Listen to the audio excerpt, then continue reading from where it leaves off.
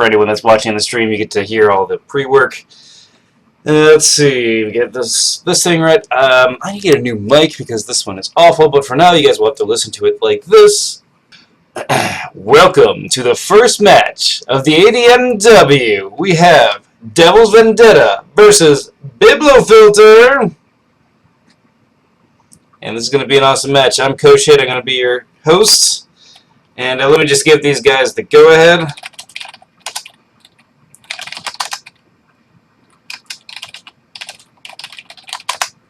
And we're going to start this game off.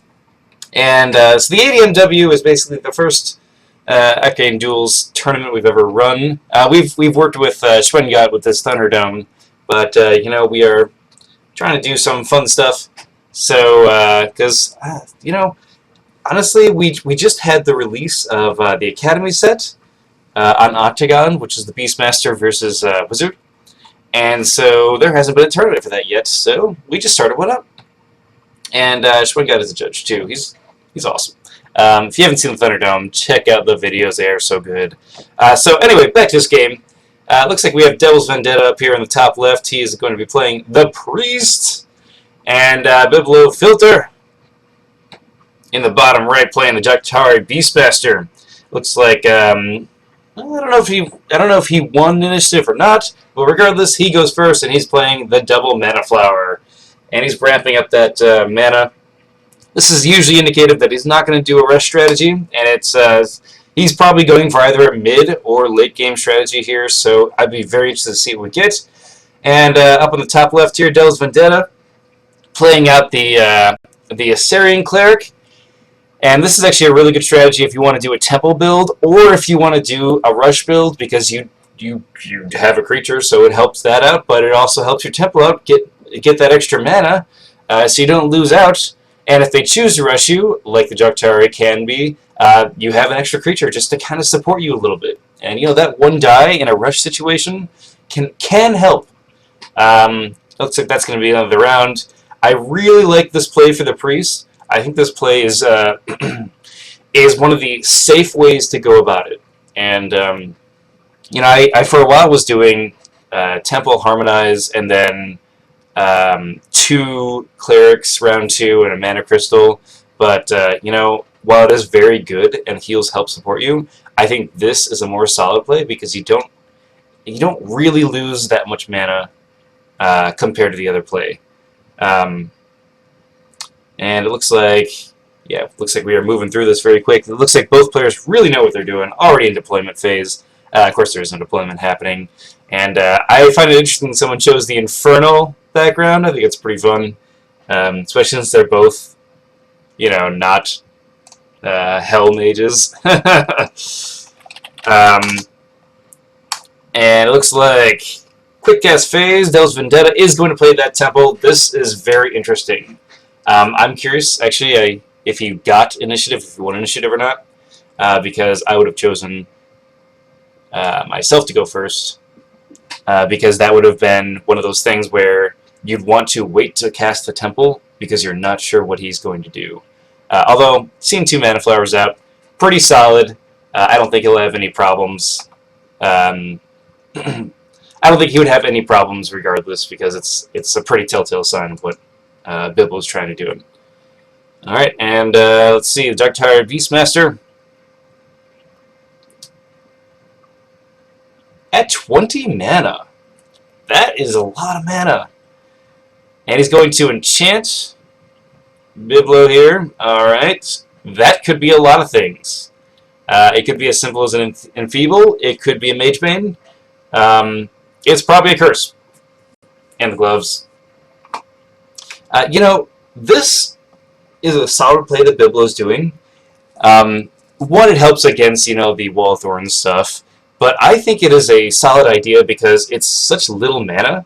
And now DevilsVendetta going into the round 3, he's going, crap, Biblow has 27 mana.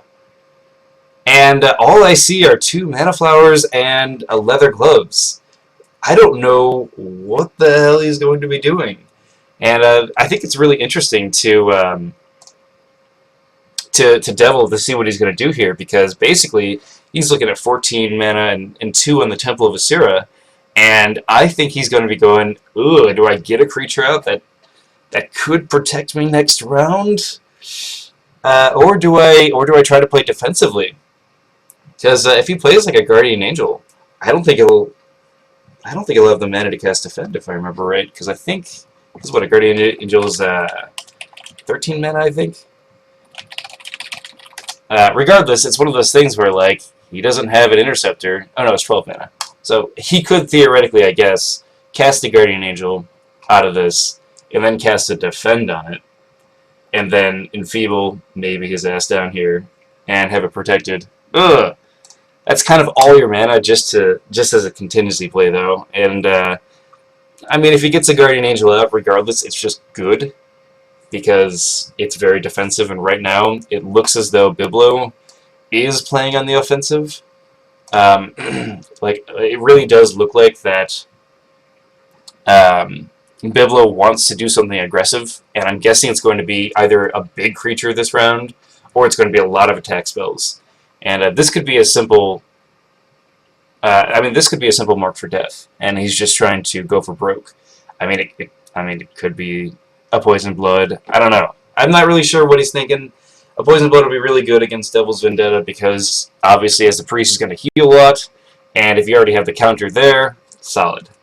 I guess an interesting note is if he did Guardian Angel here, he wouldn't, and he's seeking Dispel this, he wouldn't have enough to defend. Alright, we're moving to the first quick cast. And Biblow is, of course, going to skip it because, well, I spend it when you have initiative, you can just do it next round. And it looks like we are in action phases. And let's see what Biblow does. I'm guessing he's going to pass because it makes no sense not to. And Devil's Vendetta, not using his temple. This is a very good play by Biblow because he's reducing the amount of actions now that Devil's Vendetta has open to him. And that is pretty cool. And it looks like a cleric's going to pray, getting that extra mana. Gotta love these clerics. And he's gonna, let's see, he'll probably end up praying again, because I don't see him using his main action because he wants to react. Because with this type of situation, that's what's gonna happen. I'm guessing Biblow's just gonna cast a big creature. Maybe we'll see a Dromwick. How many spell? Oh, that was loud. I don't know if you guys heard that, but my cats in the other room are crazy. And it looks like he is going to end up praying at this temple, bring it to 4 mana, and the Gorgon Archer comes out. Beautiful play. This is the big that's going to really matter. A lot of priests are very aggressive. They love getting in your face with the staff and sort of beating you down. Okay, he's going to move.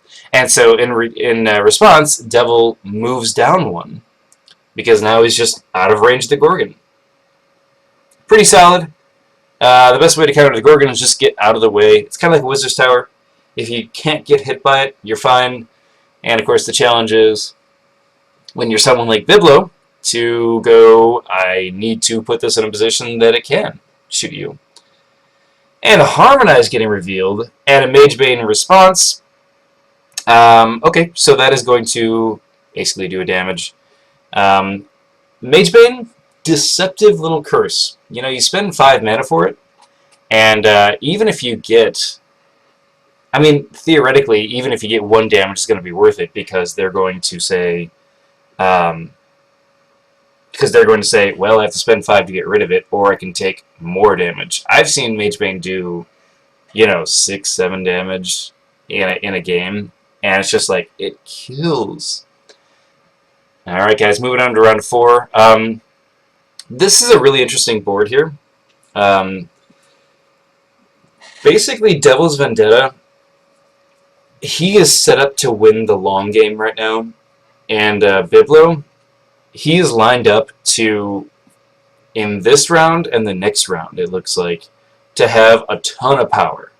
And he has to do his damage in the next 2 rounds and make sure that he cripples Biblow. Otherwise, I see... I'm sorry, make sure he cripples Devil. Otherwise, I see Devil just gaining too much power and just winning by raw might.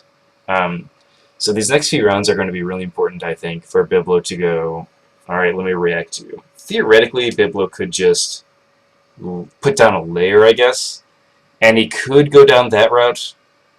I don't like that as much, but he would theoretically be like on par with Devil then in terms of channel and actions. I don't know if I like that because of what the board is right now, but it is an option. Should the Gorgon shoot the clerics, though?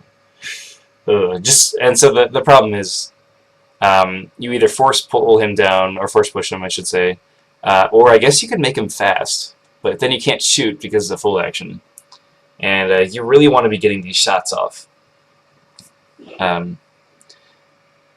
Alright, so let me just...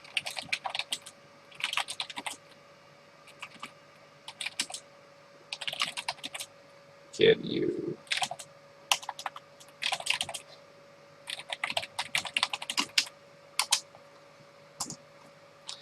Alright, so some of the things we're trying to do for this tournament is we're trying to have more of a... we're trying to like bridge a gap in terms of expertise. And so what we're doing is we're actually having 5-minute planning phases. And I think what it's going to create is some situations where, one, you have to really know your book. And two, you have to know how to react to other things and exactly what all the cards do. And I think what it's going to do is, in the last Thunderdome, you know, we had like 20-minute planning phases on multiple phase times in one game. And I mean, there were other games like that too. And this is supposed to reduce that so that players can't necessarily think about every single possible solution. And they have to be just better players. It's kind of like speed chess in a lot of ways. And I'm pretty excited to see how that works out. Anyway, back to this game. Devil's Vendetta. Using this Temple of Sira, getting the Guardian Angel out. This is a fantastic play. I mean, you see a Gorgon, what better way to deal with its shots than intercepting and dodging? I bet we're going to see a Defend come out. Defend is a solid play here. Regardless, it kind of makes this Gorgon a better to target the Cleric then. And just because he can't get intercepted. And it looks like Biblow taking out the Grizzly Bear. Alright, a Steel Claw Grizzly and a Gorgon Archer. This is a fantastic little combo here. Man, Biblow. Using all of his mana, of course. He only has 2 left. This is a solid play. This is one of those. You have to deal with this. And right now, Devil's Vendetta doesn't have the creatures, but he does have the mana. The Gorgon Archer. Shooting the Assyrian Cleric. Looks like he's going to get a total of 1 damage and 1 weak. Let's bring that Assyrian Cleric to just be like, oh, I have my staff. I'm going to weakly hit you with 1 die. Alright, and looks like it's going to be Devil's Vendetta turn. Ah! Devil's Vendetta, no! Don't disconnect. Please! He's like, oh man, Grizzly, I'm out. So anyway, I think it's really interesting what Devil is going to have to do to respond to this. And it looks like what he wanted to do is he wanted to bring this card down here. What is he going to do with this? Ah, okay, so he's going to cast Leather Gloves on himself. And see if he takes the damage.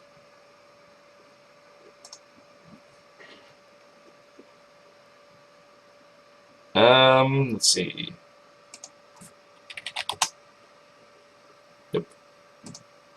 Because he had 12 mana.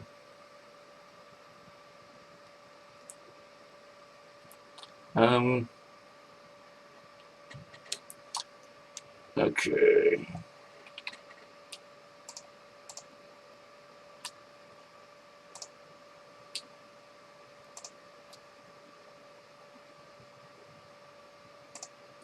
Did he pay mana though for?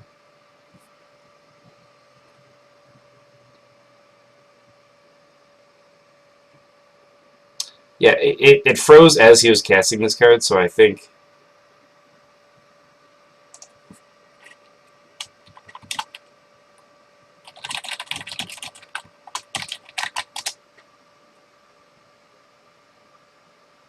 But okay, so he should be at 4 damage.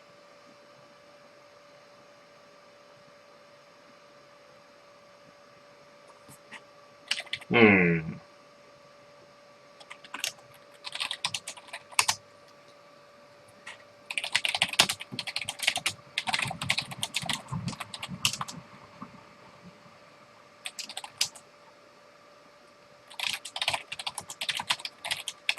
Okay, yeah. Sometimes when you get lag, you get some damage problems. And okay, so it looks like right now um, we have a face down enchantment here. I'm wondering if this is going to be a retreat area because you know with battlegrounds in here you have the ability not to be teleported out of a zone, and so it's sort of a safe retreat that it looks like Devil's trying to do. I don't see this being a decoy. That would be kind of a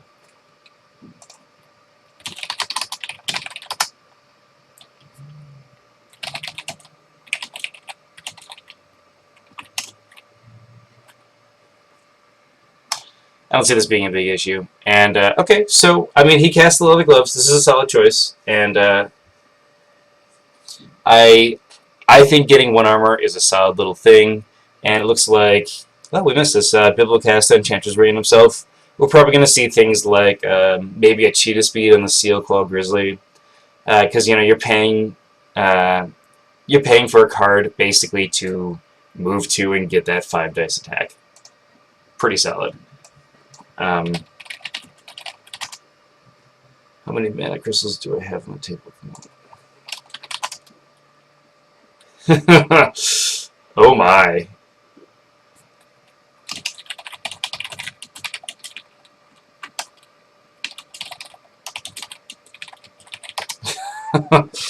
Okay. Okay, so this wasn't a face down enchantment. Man, that glitch.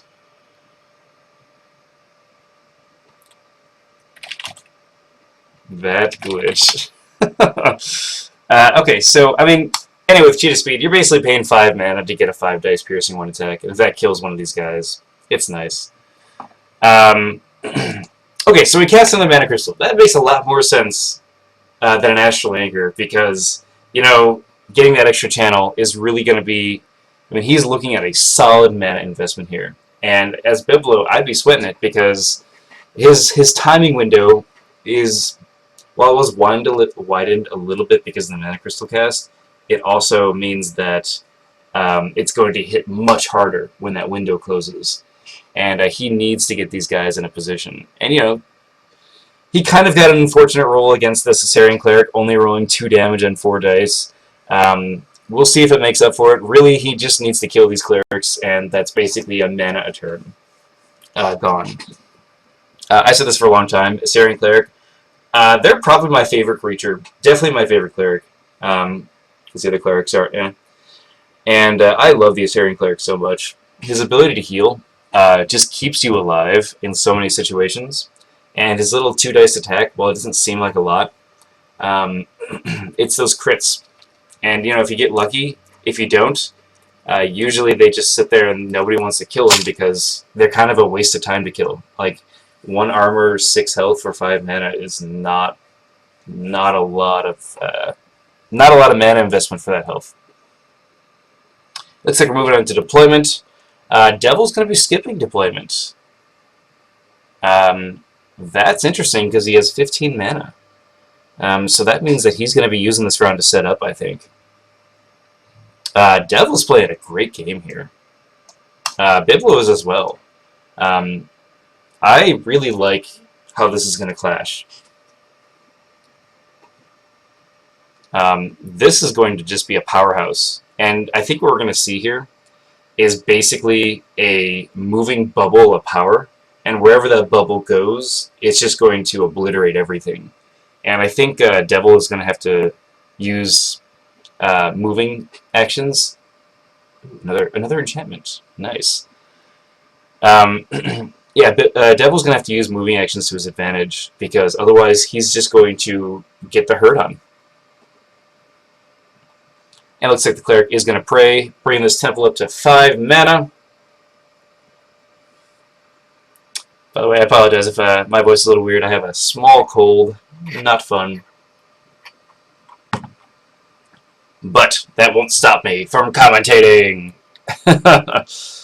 Okay, so the Guardian Archer is going to try to kill this Cleric. Statistically, it won't. But, you know, or it will deal 5 damage. Alright, just 5 crits. 4 dice, rolling 6 damage total. 5 of those being crits. That's exactly what he needed to kill that Cleric. And, of course, it hadn't prayed yet. Because Devil is smart and actually prayed with the uninjured one first. And so it just died. Well, that was pretty nice. It's not a game-breaking thing, but it is nice that that happened for Biblow.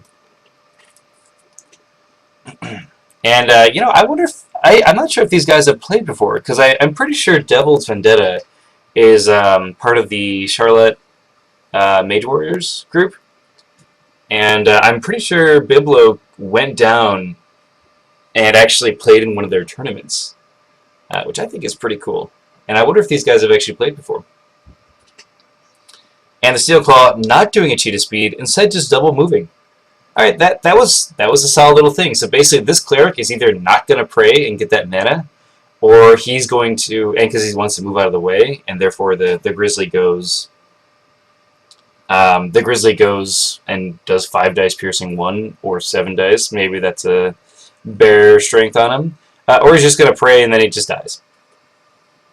Either way, this bear, I'm not sure if it's going to have time to actually hit this Cleric.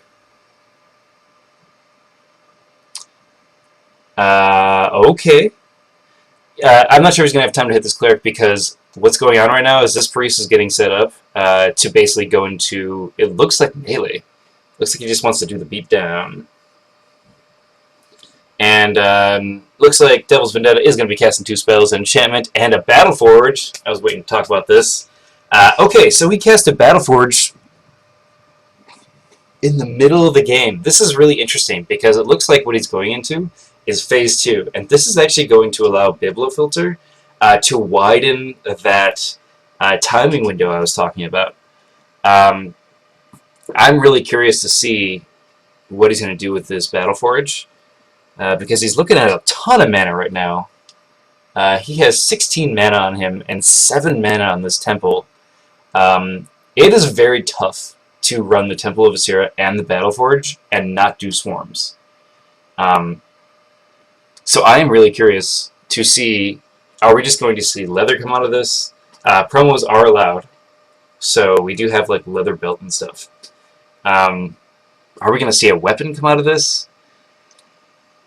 I'm not sure. It's my personal belief that you don't go after Battleforges, because in most cases you'll actually invest more mana, or equal mana, but more spellbook points in order to destroy it.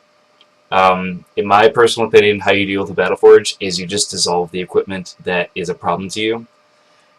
So I'm curious to see, is Biblow going to prep things to get rid of equipment, or is he going to just try to kill the enemy mage? I'm curious what this other enchantment is on both sides, on the Priest. The Priest just has a swirling bit of magic around him right now. I mean, the Priest is relatively safe with this Guardian Angel. I mean, it is worth it, probably, to walk up with Joctari and honestly just punch this Guardian Angel, get rid of its guard, and just immediately shoot. If you have the actions, of course. Because now we're on 3-3. So no one can pass. And leather gloves, I think, is a pretty standard thing to do over leather boots, because a lot of people love Eagle Claw boots over the let's see, other gloves you can take is the strength gauntlets of strength or whatever it is. Those are kind of, in my opinion, compared to leather gloves. It's that little bits of armor that saves you so much damage around. And the way I look at it is, if you're getting hit twice a turn, you're actually saving 2 health a turn.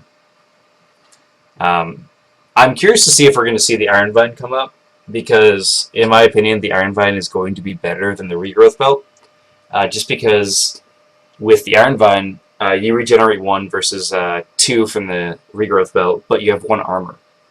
And in my opinion, that's better, because as long as you're getting hit at least once a turn, you're still saving 2 health, because you either regen 2 or you regen 1 and save 1 from damage. But if you get hit twice in a round, you suddenly have saved 3 health instead of regenerated 2. It looks like we're moving on to deployment phase. We have pants!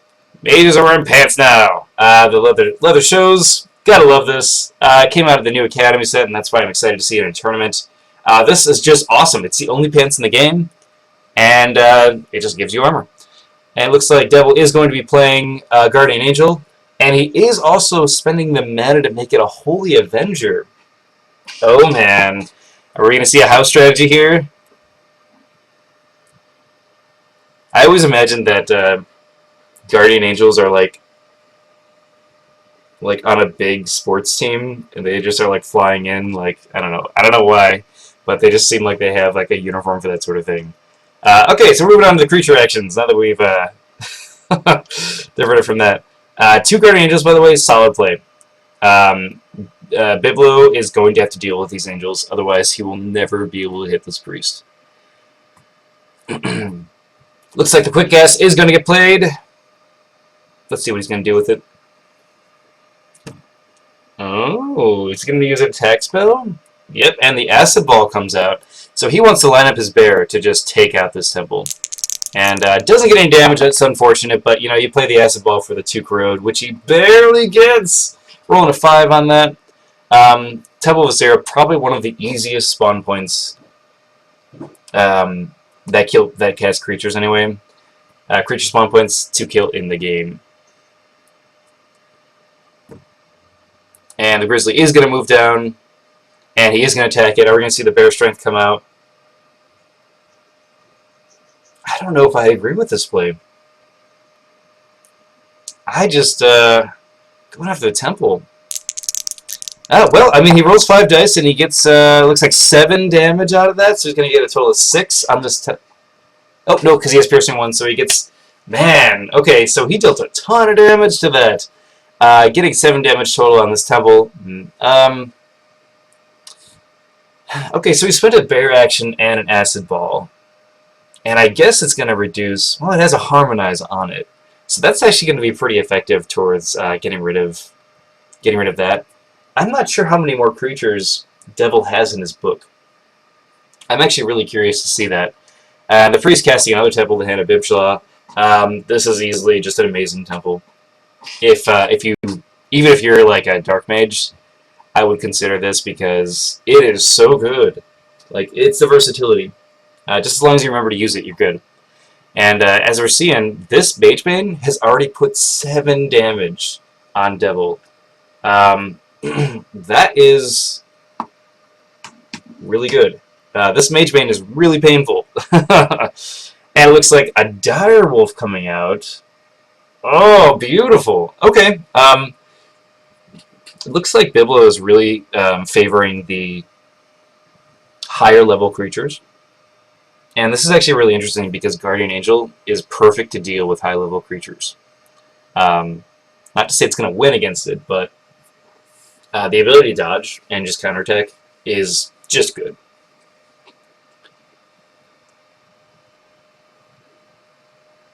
And looks like... Is he going to do nothing? I think he did nothing. Yeah. Okay, so basically right now, it looks like that Bibble's going to get a free hit because it's going to be his initiative next round, so this temple might just be dead. Target priest intercept.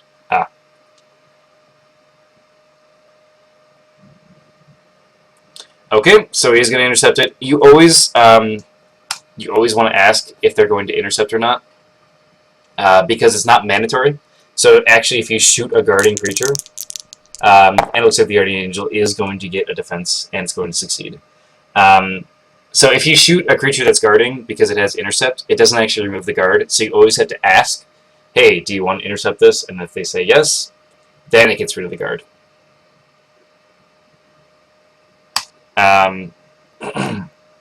That's why he asked, by the way. It's important to note. So I think, man, I don't know if Devil's Vendetta has a defend. Guard gone, guard. Yeah, it's gone. I'm not sure if his screen is messing up or not, but because a defend right here would save this temple, because the bear is going to attack it next round. Or he's going to hurl a rock at it, I guess, but I don't know if I'd waste more mana on that.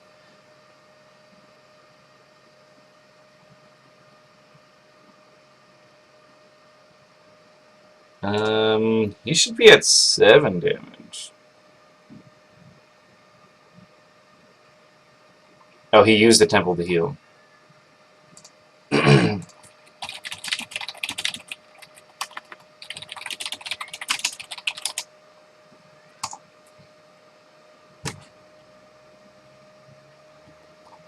Another solid way of countering it is using this temple to heal, so the Mage bane isn't as good.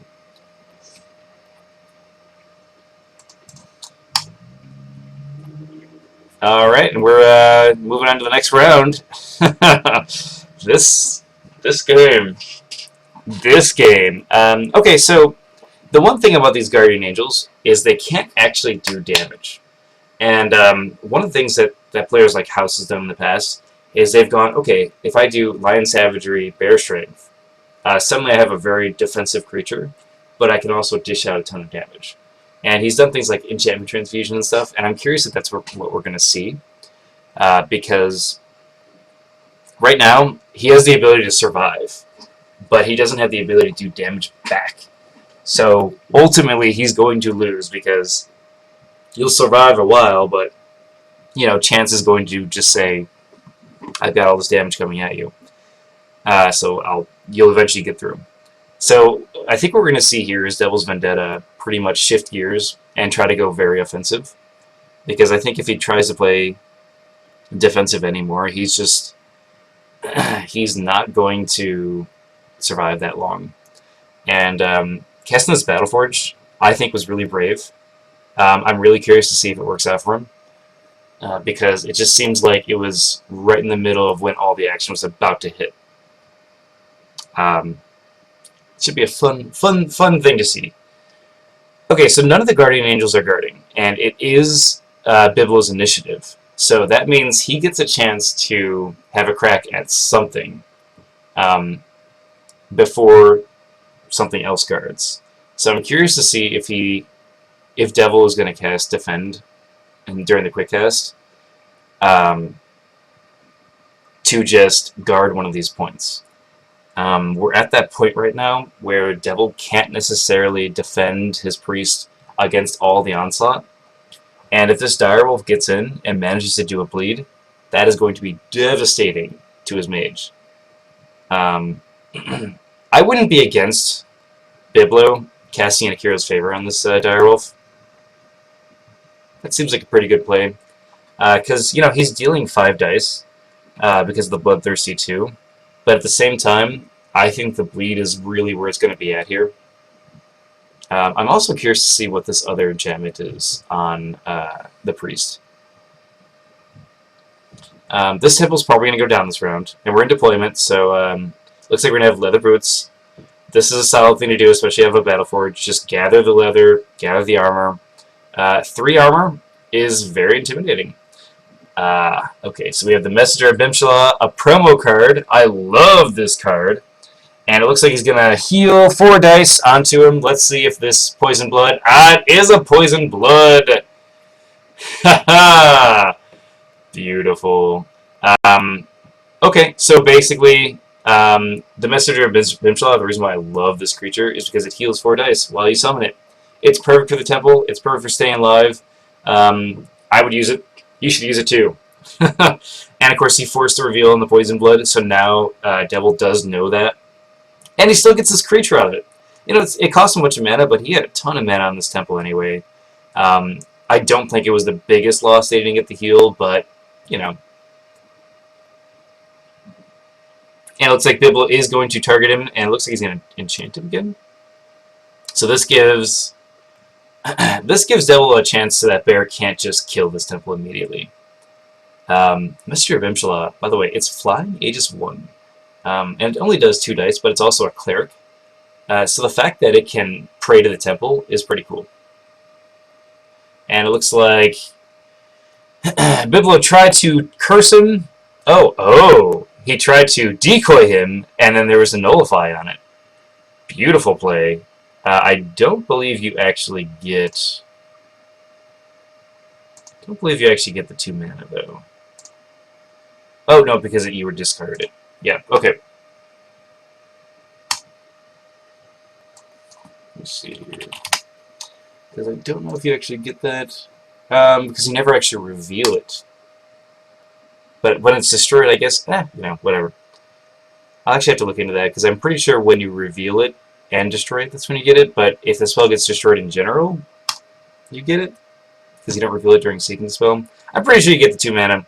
Seeking the Spell's always been, or Decoy's always been weird in my mind, but, you know, whatever.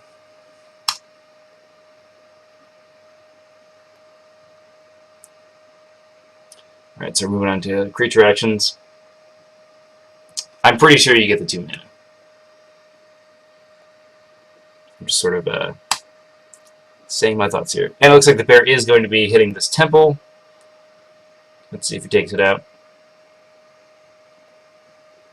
He'll probably get it. I don't see why he wouldn't. Yeah, especially with the bear strength. A little bit overkill. So he's going to get 9 dice, piercing 1 against the 1 armor and 2 health left. This is just... it's going to kill both the Temple of Asira and the Harmonize.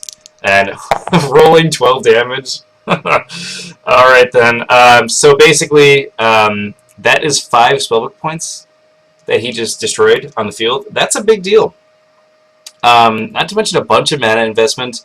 These 2 clerics now can't pray. So that's a ton of damage. That's just... alright, that's a ton of mana. Like, it's basically like 2 mana crystals gone, in that sort of sense.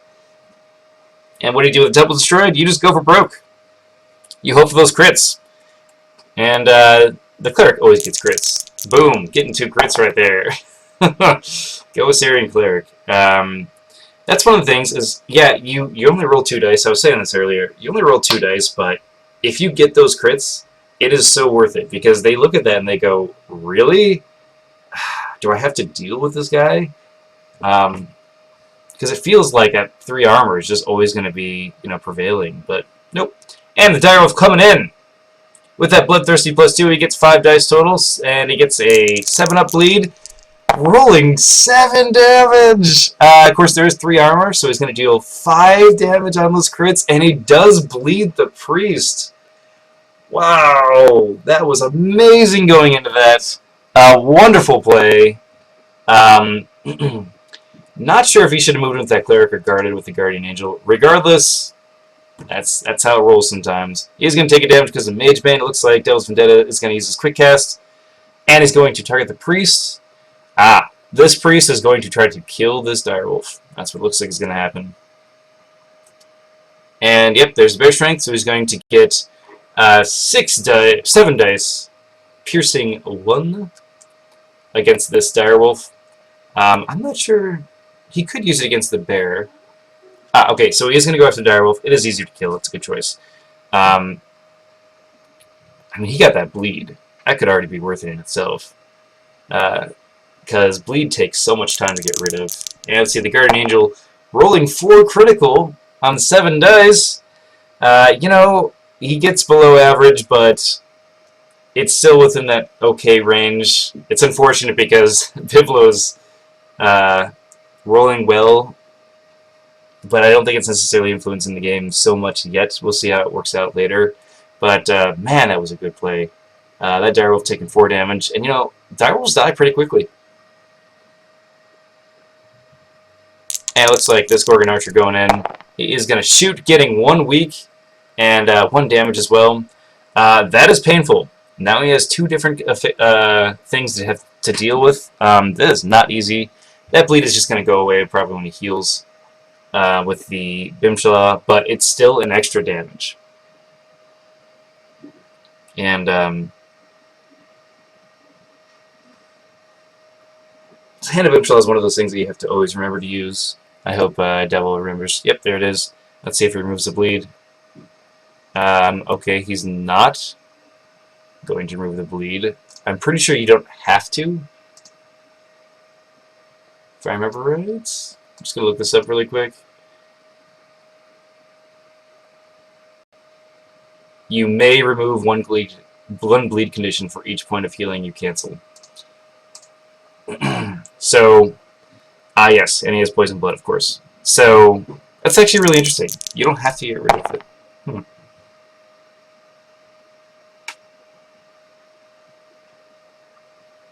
The priest is going to attack the, what?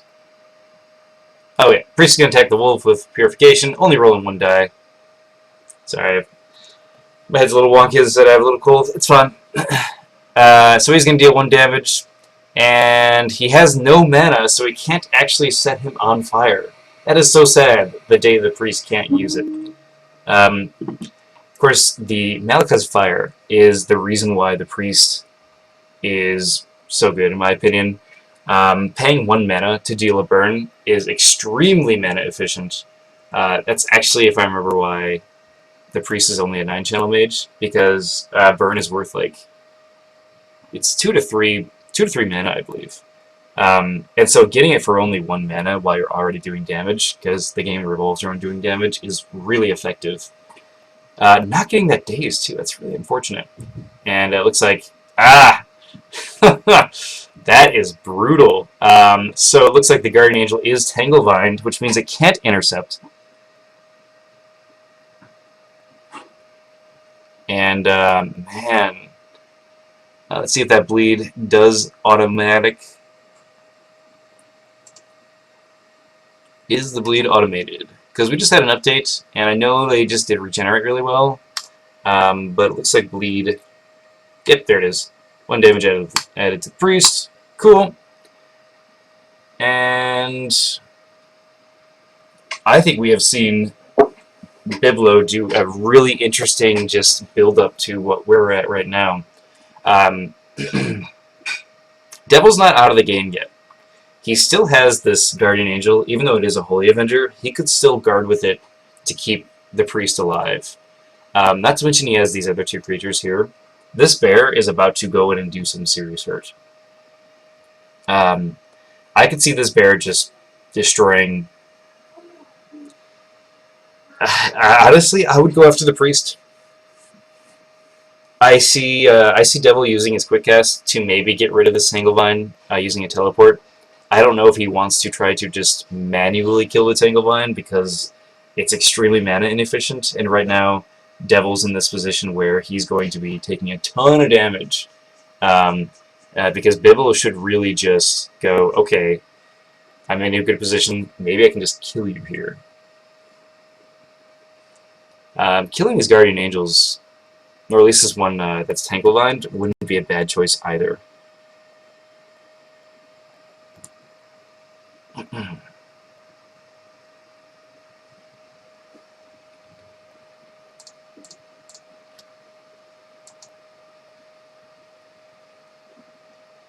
Okay, so, I mean, this is a really tough phase for Devil, because he's looking at 12 mana, and he could cast Equipment, but that's going to take a lot of mana. He knows he needs to get rid of this Poison Blood if he wants to heal.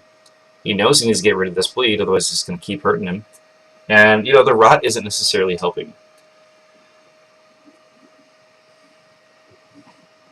And the nice thing about the Battleforge, especially when it's your initiative, is you can get the Wand of Healing out for basically a mana, and then you could remove a condition during a quick cast, and they can't really counter that.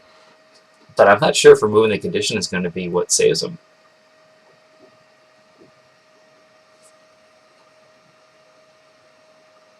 And And, you know, we see Devil here. He's really thinking about these cards he wants to take. And I don't blame him. This is rough.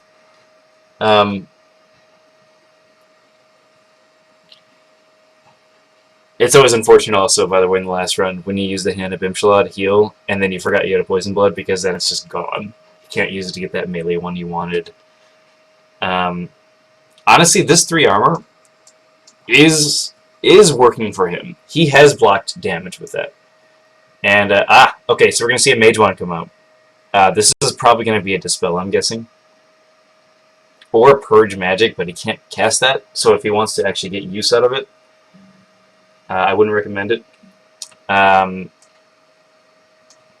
just going to increase the size a little bit.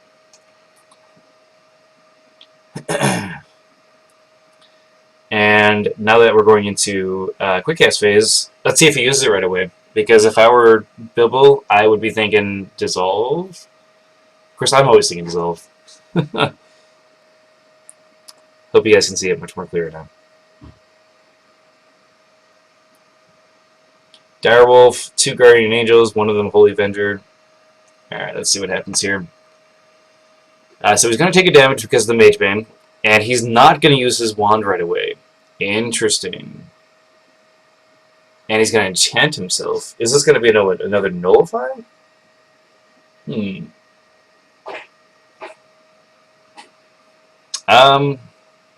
Okay, that brings him down to 6 mana. So that he still has enough to do a Dispel.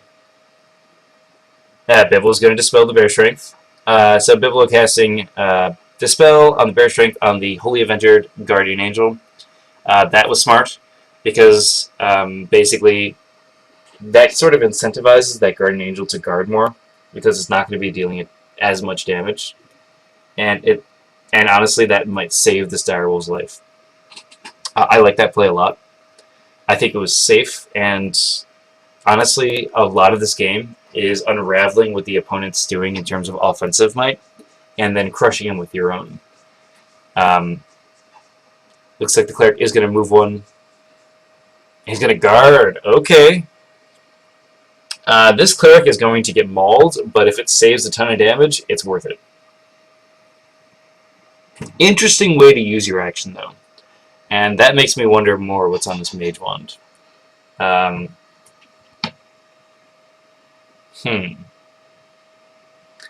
don't know if it's a Dispel or not. This being a Nullify is a good play. I'm not sure if it's necessarily saving him, but it's saving him from taking future hurt. I do feel like Devil's behind right now, and I'm not sure if Nullify is the appropriate play for that.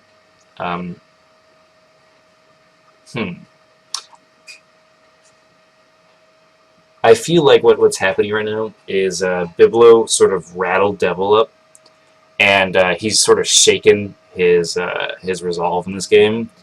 But I'm curious to see what Devil's going to do to make a comeback at this, because, I mean, I love the Priest. Just saying. Alright, so Guardian Angel can dodge. It does get a -2 for dodging. It is going to fail. So it's going to take 4 damage and 1 weak. Which, you know, those weaks in Guardian Angels makes them so... It's so bad, because that 3 dice, while it isn't a lot at first, seeing it go down to 2 or 1, you're purely using it for defensive purposes. And I think we're in a position right now where Biblo, he may not be able to heal everything. Like, if he got a Wand of Healing out and started removing one thing a turn, he's not going to be able to keep up right now.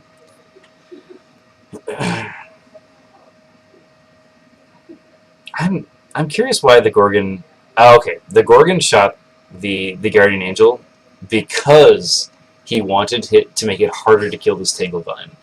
And that was really smart. Because you can't intercept when you're Tanglevine, but... I mean, if he's going to have to dedicate all of these guys just to get rid of this Tanglevine, that means this Holy Avenger Guardian Angel is going to be like... Yeah. That means the Holy Avenger Guardian Angel is going to have to defend, which is not what you want to have with your Guardian Angel. Devil not getting any breaks. I'm sorry, man. Devil rolling 2 dice, getting nothing on a Tanglevine, which means it has 8 dice left. It's unfortunate. That sucks. Even with the 2 dice, I'm curious to see how that would have worked out. It is flying. Try to attack that because it's flying, but you can't. I suppose that just incentivizes him more just to kill this cleric. That's why I love Biblow. It's an angel. It's awesome, and you get healing out of it.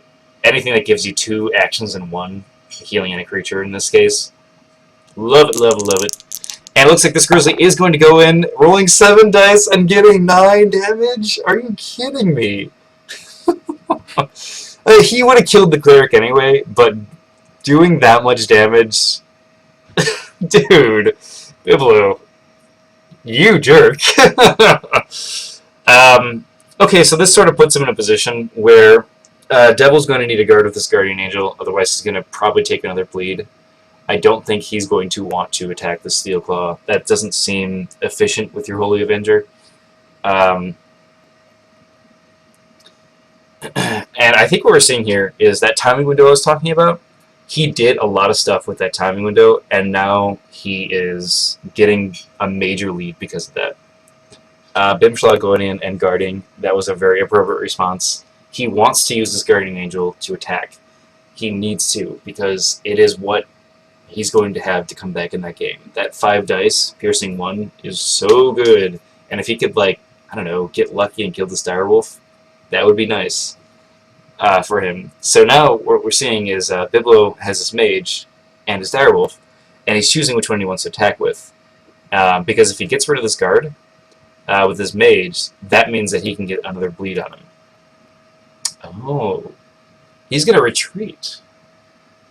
He retreats in guard with the direwolf. That's an interesting option, but that's not super aggressive. So what does that mean? It means that he's thinking, I don't want you to kill my wolf with your Guardian Angel. I'm curious to see what card he has in his hand then. And it looks like Holy Avenger is going to be going against that Grizzly. Rolling 5 dice, he gets 5 damage, but 3 is going to be blocked by armor, and 2 is going to be crit. It's standard.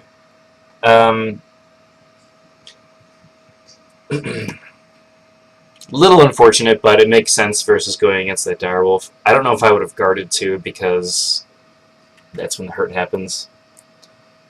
And you don't get that extra dice. Dottar's going to be moving in.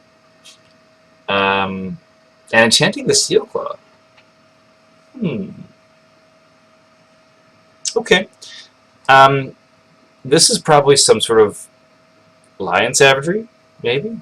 Maybe it's a regrowth? Maybe he wants to start the healing early. It could be a lot of things. It could also just be a nullify so that he doesn't get teleported away and can't do anything. Priest is going to take his action. I'm really curious what he has on his thing. Okay, so he's going to cast Purify on himself. He's going to pay 5 mana to get rid of Poison Blood. This is smart. He's going to use the Hand of Biblow, and hopefully he removes the bleed, although he can choose the heal if he wishes. Purify and a Mage Wand. That is incredibly smart, because especially since we have so many sources that can be used on, and it just gets rid of all the weaks. Purify is an amazing spell, by the way. And then he's going to heal with the Biblow. Purify is amazing because it lets you remove conditions and enchantments, and no other spell does that. And it lets you remove as many as you want. Okay, so he is going to heal. He didn't remove the bleed. Ooh. I don't know if that was a good choice, man. So you can heal with the Biblow and then just remove a bleed with that. And I don't know if he knows that it's that or not, but in a tournament I'm not going to tell him. Regardless, this is a fun game. Okay, so the regrowth is going to get revealed in Steel Claw, which means he is going to remove damage, which means that this Steel Claw, basically, no one wants to mess with this. It's going to be one of those, alright, how am I going to deal with it in a non-killing way? You know, agony, things like that. Banish. No one uses Banish. Sadly. Although I love it. So, anyway, this Purify, I think, is going to be looked at as just a dissolve target right now. I'm curious to see if Biblow has a crumble, because it manages to bypass this possible nullify on the priest. And it's 2 mana cheaper to get rid of it. And getting rid of, you know, 5 spell points with 2 spell points of crumble would be really nice. Although we're in this position right now where we basically have a lot of angels versus, you know, a bear, a wolf, and a gorgon.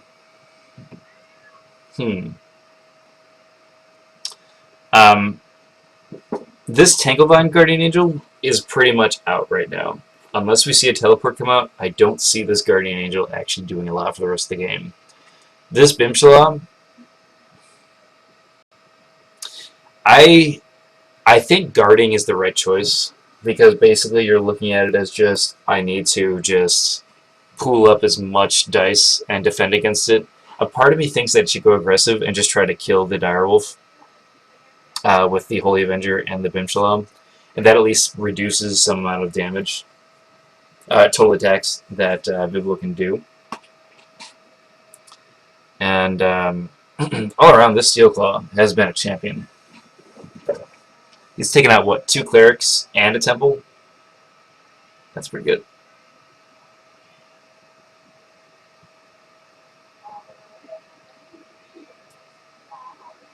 Okay. And we're only seeing 1 armor come out of Biblow.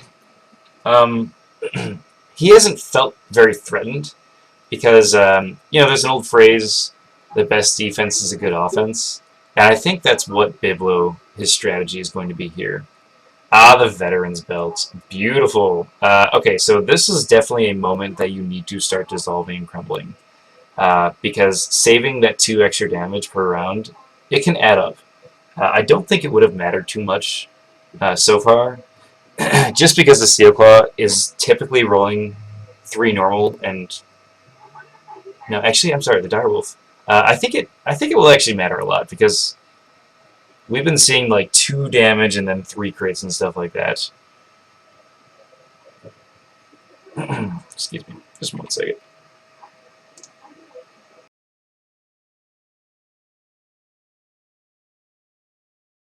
Alright. And so it looks like we have another enchantment going down on Biblow. And it looks like Devil is going to cast something on himself. And he is going to cast Teleport. Let's see if he takes the damage. He's getting out of there. He's leaving his angels behind. Just saying, bye guys! And I did take the damage because of Mage Bane. And this sort of puts him in an awkward position where he's just trying to survive right now. And these guys might just die. Like, if I were Biblow, I would just sort of kill all these guys. Because there's no point in keeping them alive when you can just go kill them. Rolling 8 dice because of that Aegis. Rolling 6 damage out of that. It won't kill Bimshala, it's unfortunate. But, you know, it's sort of evening out that playing field. Only has 1 health left. He is going to get a counterattack of 2. And I think what's going on right now is basically Devil wants to try to survive. And he wants to try to recover. And he's going to do anything he can to make that happen. Oh! Rolling 4 crit on 2 dice! Man, if you have the Cleric subtype, you roll 2 dice and you always get crits. That was really good. That's a big deal because now this Guardian Angel can come with 5 dice. This one can do 2 because it has weak. And they might be able to focus it down. That sort of puts Biblow in an interesting predicament where he goes, I don't want my bear to die because of the investments. Man, that was crazy.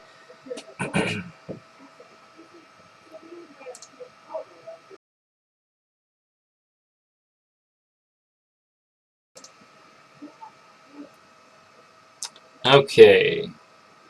Hope this... Yeah, it looks like it's going well. Okay, so I'm really curious to see what this other enchantment is. I think it's a cheetah speed, because he's trying to just get in a position where he can just run over there. I guess it could just be a rhino hide or a oh, wolf fury, I guess. But no, why didn't he reveal it?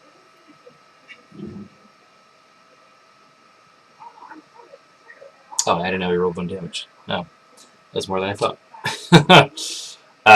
Okay, so it looks like the Bimshla is going to attack the Tanglevine. And rolling that 2 dice. He just wants to free this guy up. Oh, man! Getting 0? That is painful. So the Tanglevine is going to take 0 damage off of that. You know, he had that great hit against the bear in his life, feeling all buff and stuff. And then goes like, Tanglevine? I don't know how to deal with that. Kind of sad. This Gorgon Archer is in position now to just kill this messenger. It makes sense just to kill it. Honestly. I guess he could go after the Holy Avenger. But no. It's just, it's easy pickings. It makes sense. I'm curious to see if we're going to see a bow come out of Biblow. And, yep, he's going to roll the damage. Or Kajara. Gets 2 weeks out of that, too. Man. What a way to go. Feeling weak and dying. So anyway, one of the reasons why I was excited to see Biblow play the Jaktari is the Kajara, which is one of the... Oh yeah, it's the first quick attack ranged weapon. And it's perfect for the Jaktari, because she has the range +1 for non-spell range attacks. And, you know, there's a debate whether you should use the bow or the Kajara. It depends on the situation. Like, in this situation, the bow is actually better, because everything's either flying or far away from you, and the chances of you getting a bleed is great. A little curious why we haven't seen the Wounded Prey come out. I think it's interesting, but all around, I think we're gonna be going into next round with a... Okay. Sorry, my cat decides to jump up on the computer sometimes. Alright, I think we're going to see a situation basically where Bibble is probably going to slowly dwindle these other angels to death. I see this could die next round, to be honest. This Tanglevine one. He didn't use the other angel.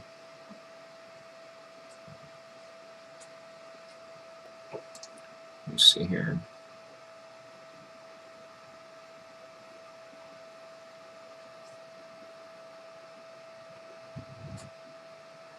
I don't think he used the other angel. Sorry, I gotta do some judging here.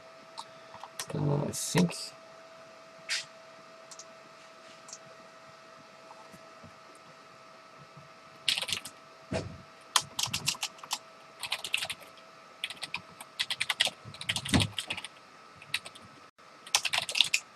Okay, they resolved it. So basically, I can see here, basically, the... Oh man, I'm actually kind of bugged by that. He didn't use the Wounded Prey. I wonder what he's saving it for. So basically, I can see this Direwolf and the Jaktari basically trying to wail on this Guardian Angel, because why not when it's just a sitting duck, essentially. He's going to guard. Oh, he doesn't want that bear getting hit more. I mean, he already divided the attacks between the Tanglevine and the bear with the Bimshla, so I doubt he's going to try to focus it down. That might be playing a little bit too cautious, maybe not. I'm not sure. Bibble is a great player, so anything that he does... Can you guard a Tanglevine? No, you cannot. I think he wanted to guard his bear. But Bibble's a good player, and I'm really curious to see his reasoning for guarding right now, and I think it's to defend the bear.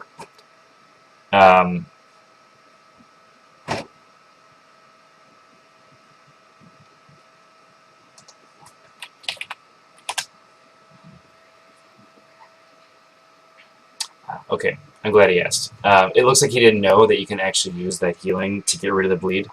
And the rules state that you can use a heal instead of actually healing, you can get rid of the bleed. I'm guessing he would have done that before, but, you know, you live and learn.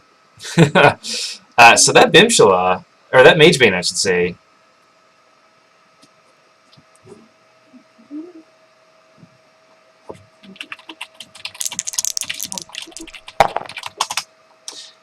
Okay, so sorry, let me get back to that Mage Bane soon. So it looks like he's going to try to take out that Tanglevine. If he can free himself, that means that he can fly, and he's out of range of getting all this bleed and stuff.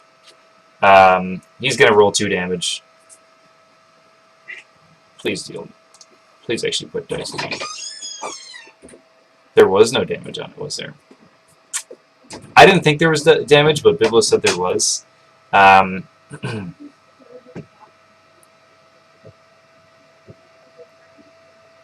And looks like we're moving to Final Quick Cast. I don't think he meant to. Looks like he's going to move this guy down 1.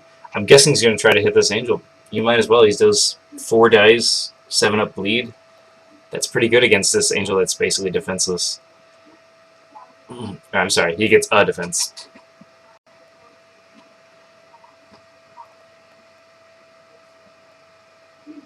And let's see, we're going in here. And is he going to guard? No, he's going to attack. Okay, good. I was like worried there for a second. Okay, so he's going to attack. He's going to get 4 dice. Let's see if he gets the bleed. The bleed is really important. Does he dodge?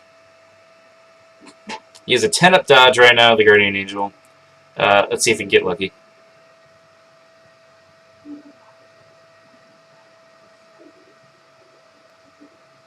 And the attacking Guardian Angel is cancelled. Why? Oh, because I think it was flying.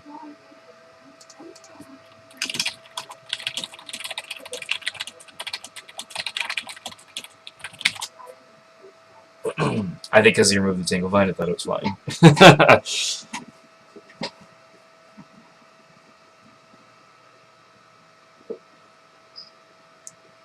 Yes, he has a tap to avoid.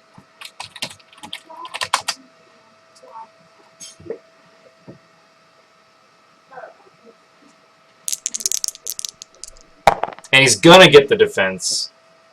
Wonderful play there. I don't know why he added a guard marker. Yeah, I know, he doesn't. Okay, there we go. Just weird. So now this angel's in a weird position where... wait, why is he adding a guard?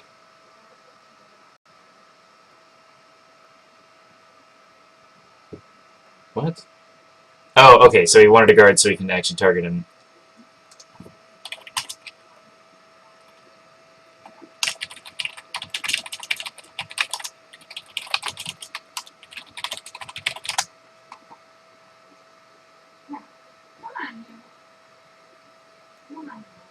Because if you just drop it on top, it usually does. There you go. There we go. All attached now. And, you know, the Guardian Angel, that's why it's so good. Because he got that dodge, it was a 10 up, he rolled a 12. And, you know, this Direwolf now is sitting here just like, well,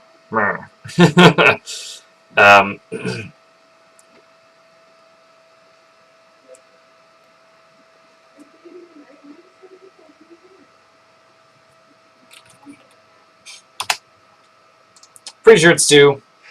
I said it before I did it, or announced it, though. Let's just see here. Yep, 2. Always going to check. And he's going to get rid of that rot now. He's getting in a position where he can recover. This this was a really smart play by Devil. He just said, alright, this is a losing situation. Let me get out of dodge, recover, and then we're good.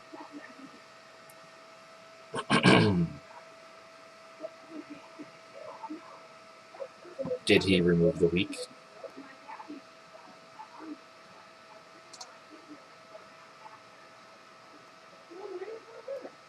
Oh, he removed 1 week. Oh. Okay. Interesting. Huh. Alright. So moving on to upkeep, I think both players are thinking about how to get in the correct position to attack. Is this Guardian Angel here going to keep guarding to recover health, or is it going to keep trying to kill the Tanglevine? I'm not sure what the correct position here to do for Biblow is. He should probably try to take out this Guardian Angel. Oh, he removed the weak off the Guardian Angel. Interesting. So he really wants to get rid of that Tanglevine. Or he wants to teleport him out next round. Teleport, by the way, amazing spell. It's so versatile. If you haven't tested out teleport in your games, just put one in your book and then look for situations where it would be good. Like we've seen it retreat. It would also deal with Tanglevines. It would deal with a lot of stuff.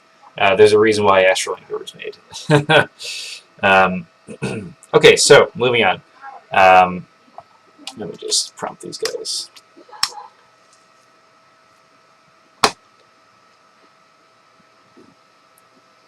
So basically what we're seeing right now is this Direwolf, if he could keep doing bleeds to things and keep this Bimshaw wrapped up and just getting rid of bleeds as its main thing, he could actually be in a position where that Bimshaw is essentially not doing a lot. Like, I really love Bimshaw because of its melee +1. Or armor. I actually don't think the heal is like the preferred thing. It is good, don't get me wrong. They're all good. But when you're about to take a bunch of damage, I love that armor. But mainly I love just killing threats with it, with melee. Not to say that what Devil's been doing is wrong, but you know, it's not. So what I really like about Devil's play right now is he retreated, and now he's looking at 13 mana, and he has plenty of armor here. And Biblow doesn't want to deal with this Battleforge, because I think right now Devil has his main equipment slots up, and I think Devil's in this position where he needs to go on the offensive, and he sees all of this damage on these creatures, on these two creatures here, and he goes, "How can I manipulate these so these creatures aren't a threat anymore?" And I think what we're going to see here is he's probably going to start beefing up, and we're going to see one final stroke up. And if he can come back in that last move, I think he'll be able to recover. And moving on to first quick cast, didn't see any sort of equipment come out. We do see a heal come down. This is a make or break it. Let's see how it does. This could be huge for the game. Let's see. He's going to roll 10 healing. Awesome roll. Paid 9 mana for 10 dice or 10 healing. That was beautiful. That puts him in a great spot where he can get on the offensive and not worry about immediately dying. This Mage Bane, MVP, man. That is a big deal. That little play there, Devil, I applaud you there. That really puts you back in the game for a great little position here. He is going to use the Bimshaw. Let's see what he does with it. Okay, so he is going to use the melee +1. As I was saying, that melee, it's so good if you can use it to your advantage. Because healing isn't always the answer. And a lot of people, I think, just look at the healing for it. But, nope. And I think Devil knows that melee is awesome. Okay, so we're going to see him target that Tanglevine. He's going to roll 4 dice.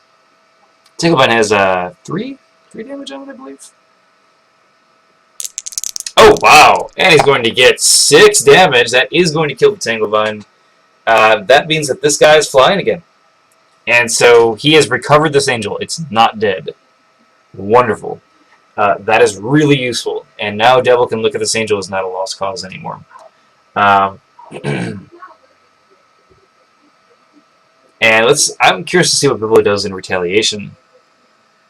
And I'm sure he's going to be cautious. Devil's going to be cautious now of guarding with those guardian angels.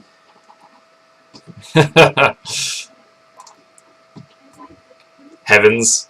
I think it's gone thank the heavens because he's a priest. You guy.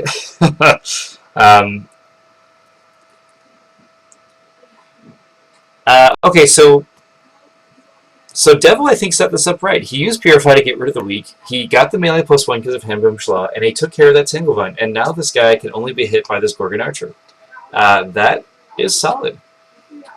And it looks like Biblow is now going to be taking the back foot approach, and it looks like he's going to be casting a Renewing Spring.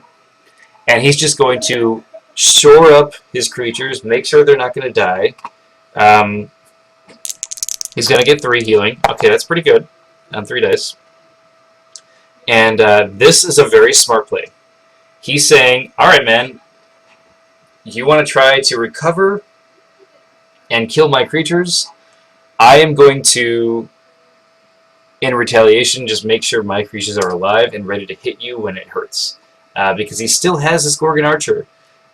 The approach that Devil is going to take is going to be not fun, because this bow is painful. Devil is going to pass, because he can now. Can he? Yeah, he can. And he's going to heal that 3 dice. Smart play. He's just going to retreat back. I'm curious if we're going to see the bow come out for Biblow to make it even more treacherous. He's going to get 4 healing off of that. This bear's going to be a full life by next round. And I think what we're seeing right now is the next phase of this game. We saw this really interesting mid-game, and we're about to go into late game, where both players have done their main thing, and let's see if what they have is a secondary thing. Okay, so we have the priest taking his action. I'm guessing he's going to purify himself. Is he going to get aggressive here, though?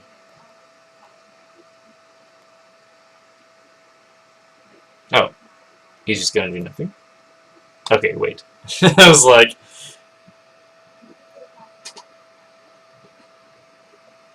Yeah. Devil just wondering if he can do something else. Looks like he wants to take that Guardian Angel, the one with the Holy Avenger, and he is going to guard with it. Just give me 1 second here, guys.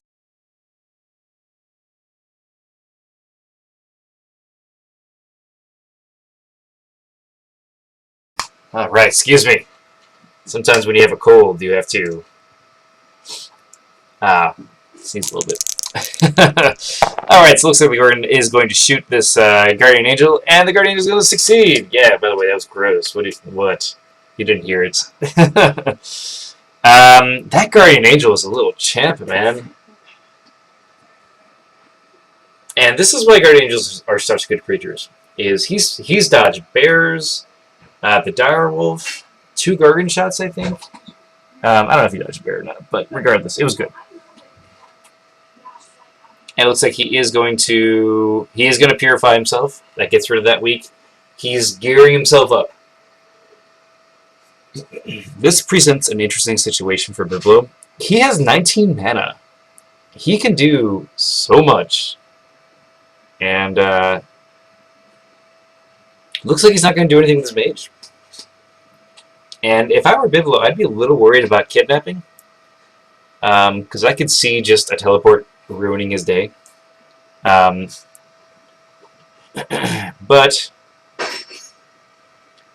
I mean, we're going to be looking at Biblow with 30 mana next round, and basically a very good board. And it looks like Devil's Vendetta, he is recovering. He's kind of on the back foot, but he's starting to gear up. He has better equipment. He has ways of dealing with this Gorgon and this direwolf. And I think what Biblow does with this 30 mana is going to decide the game, honestly. These creatures going in is going to be tough enough for Devil to deal with, but that 30 mana behind it is going to be scary. You know, I've said this a lot. In your books, consider just putting in some giant creature like a Dromelic or something. Obviously, because he's a Beastmaster, is probably a bad choice. But in these situations where you could just bring out this super high level creature late game to just kind of sweep everything up, that would be awesome. He forgot to use his mage action. I was wondering why he said he was done, but you know, you can skip it if you just flip it over and guard. That's what I think he was doing. I wonder if he wanted to use that action.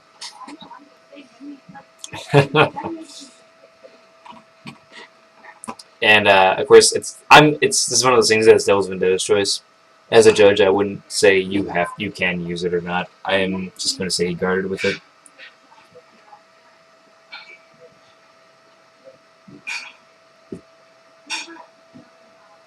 and let's see how this goes. Let's just get past upkeep. So by the way, I'm trying to get past upkeep because I want this to try to be as to the Mage Wars rules as possible, and that is you have the upkeep phase and then the planning phase. And this matters when you're trying to decide if you want to deal a status affliction or something like that, but you don't know if you have the mana, so you start planning ahead of time. I'm trying to avoid that because I'm really, for this tournament, because I'm really curious to see how that affects the game.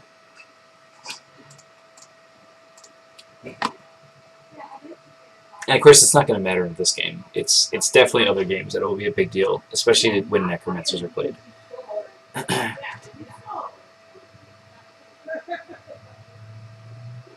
And so it looks like Devil is going to be gearing up with a piece of equipment.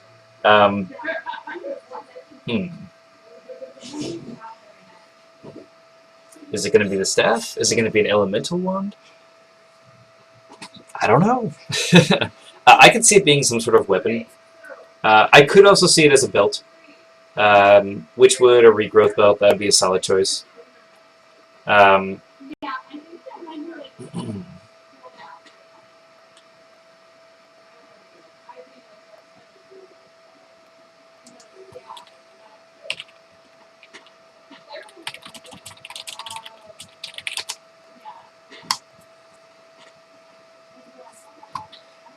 We've had some big updates recently, and the upkeep phase is sort of taking more time. This elemental wand, really good choice. Means he's going to be able to attack from a distance, which he does not want to get into melee because of all these guys here. Biblofilter said he never had that much mana with Beastmaster before. I'm really curious to see how Biblofilter's going to spend it, because he's in a great spot. And it's one of those things where if you don't need that mana to win, that's fine. But if you can utilize that to its best potential, you're solid.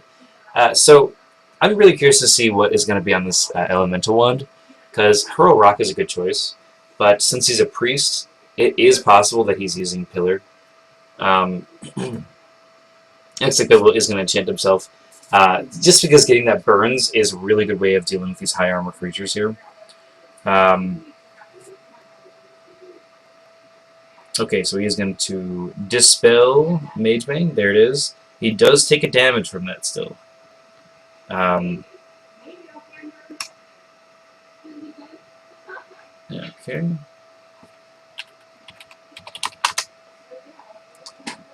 You still take a damage even when you dispel Mage Bane. That's like the last, like, you know, the last insult that Mage Bane does. This was a fantastic card. It dealt so much damage to it. I love Mage Bane so much because it forces them either to use an action early to get rid of it and put themselves behind, or take a ton of damage and then get rid of it later and be like, crap, I wasted all this time or all this damage on it. So moving on to main actions. It is Biblow's turn. He is going to use his Direwolf. Looks like he's going to heal. Getting 3 dice. He's going to fully heal up that Direwolf. Solid. This is a very good way just to say, I'm playing for that longer game. Now nothing's hurt. And he's going to want... Okay, so basically, Devil's going to want to engage right around here. And Bibble's going to want to engage in these zones here. So if they meet in the middle, that's more favorable for Biblow. So that's why I think we're seeing things like the Elemental Wand come down, because he's just going to say, I'm going to try to beat you from a distance and try to go from there.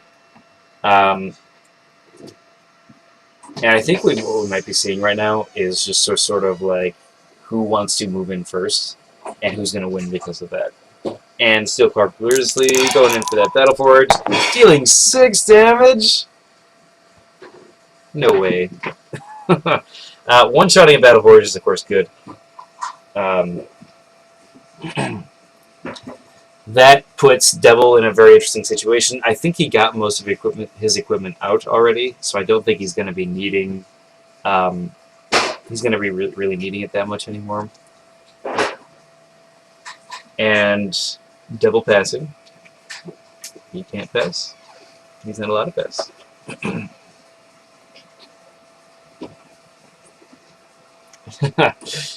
And so it looks like we're going to be seeing Devil doing something. I'm guessing he's going to use his Guardian Angel.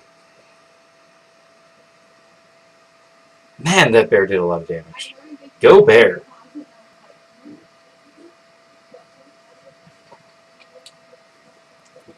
Looks like that enchantment is sort of going in front of that priest. It's not a big deal. I've been watching that show We Bear Bears, by the way, because, you know, my wife likes watching that type of stuff, and I enjoy it too. And every time I see Steel Claw, I think, ah, it's We Bear Bears. And the Gorgon's going to be moving one. Smart choice, moving to the left. It keeps you in a line of offensiveness. Because if you move down, it would have sort of strayed out of that. But at least with this, he can still, the Gorgon can still drink or shoot. That means this priest is stuck here. He can choose to go this way, but honestly, that's not going to help him win the game. Again, we're still seeing Biblow with all this mana. And let's see, he's going to take the Pimshala Devil, and he's going to heal himself one. I think Devil's Vendetta, even though he's playing the priest. So he's going to heal him one. That's a smart choice. I don't think the armor or the melee is going to help him here. I can't decide what he wants to do with his priest, though. Does he want to get aggressive or not? Looks like he's not going to do anything. That was a smart choice. Arguably, guarding would have been a good choice. And Biblofilter is going to use his Mage's action. Please cast that creature. Yeah, we're going to see a giant wolf spider. Oh no! Oh my! That is awesome. Giant wolf spider, probably one of the least used creatures in the game. Getting used against these flying angels. Oh, beautiful. Okay, so one, it is a 0/1 range. So it can hit a guardian angel. Two, it has a 5-up stuck. So you basically hit it, and then it goes, oh, and you're stuck on the ground. And unlike Tanglevine, where you could just hit it towards death, it takes a roll. So you could literally be doing nothing. Or you sit there and you're like stuck forever because you can't roll out of it. Or you get teleported. And the other thing is it's unavoidable. So these guardian angels, they're probably going to be stuck. And these guys are just going to move in and just annihilate them. Oh, that is awesome. The taint is very good. That is a lot of... I mean, a 5-up taint, if you get him stuck first, or restrained, I should say, is solid. It's not an animal, so it doesn't really combo with certain things. But, you know, getting that thing stuck, I think, is the main reason why I love seeing this card right now. And Biblofilter still has 25 mana, so he's not mana-starved at all. I find this very interesting as a late-game creature. I've never thought of this before. Biblofilter, never cease to amaze me on this. The 5-up stuck is solid. The ability just to most likely getting rid of those guardian angels is beautiful. So I am curious right now if we're going to see the Biblofilter take out a bow, or how we're going to see him get offensive, or just keep casting creatures. Honestly, he could just keep ramping up and saying, I don't care what you have, I'm just going to overpower you in the end.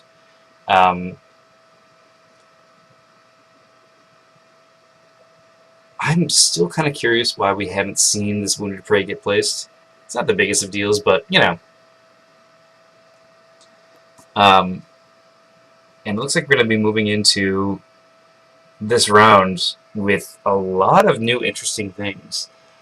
So basically what I see happening is Giant Wolf Spider hitting this Guardian Angel attempting to break free, then the bear moving in, either way, either hits the BIM or hits the Guardian Angel, and then the Gorgon Archer hitting the Guardian Angel regardless. This Guardian Angel is going to need to be looked at. because I think it's going to focus around this zone this round. It is possible that we'll just see... I don't like this as much, but we'll see Biblow Tanglevine this Guardian Angel, and then the Giant Wolf move in to try to do a 5-up taint. The reason why I don't like that is because Purify is still on the board, on the Mage Wand. And it looks like we're getting past Quick Cast right away. Smart move on Devil because of initiative, moving that Guardian Angel to the left. That sort of leads a lane for Biblow to walk down, because now this isn't going to be attacking. This probably won't be able to get its Holy Avenger off, unless it's against the bear. And this Elemental one's going to matter. So this is the part where I think we're going to see Lion Savagery. Maybe Lion Savagery. Getting rid of this Henna Bimshaw, really good. It's solid. It's already done so much. And Bimshaw does go down, rolling 6 crit. That bear, man. He's like a freaking demolition man. He's taken down 3 conjurations so far. That's so good. And I think what we're going to see is this Gorgon Archer might move down 1. Wouldn't surprise me if we saw a pass here. And the Guardian Angel is going to move in, is going to get 5 dice against the Steel Claw. Against 3 armor, I mean, it's piercing 1. So, you know, it's a solid move. But that... Ooh, getting 1 damage out of that. Ugh. But that sort of puts him in range of this Giant Wolf Spider now. So, yeah. Let's see here. You know, we'll go to this. We'll go to this soon. Dice hate math me. Dice hate math me. I'm sorry, I didn't say math me. Dice hate me. Sorry, Devil. Whew.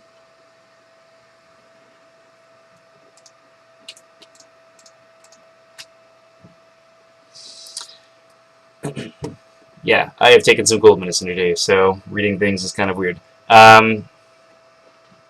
Okay, so it did 5 dice because Bill was asking why it's dealing 5. Because when you attack a holy creature, or I'm sorry, a friendly creature or holy conjuration, so you know it's solid.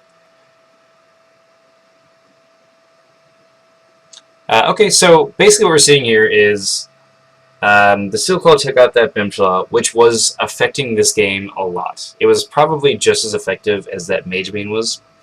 If it came out earlier, it would have been more, but, you know, whatever. And so I think what we're going to see here is this few rounds here is going to be really important. I'm curious to see if we're going to see another creature here. If we're going to see this Direwolf. Is he going to move 1 or 2 in guard? I don't know. We could see a force push. Regardless, it is Biblow's turn, and we're just waiting to see what he does.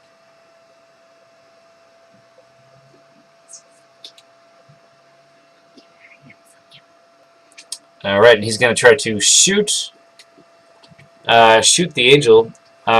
Interesting choice.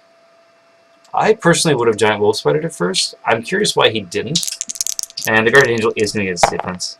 Man, that Guardian Angel. These are just rocking today. And so let's see if Devil's going to do something. He's going to pass. And are we going to see the Z Wolf Spider? Really curious, really quick. I'm just going to check something. You know, you don't see the stuck get used a lot in this game. Just wanted to make sure.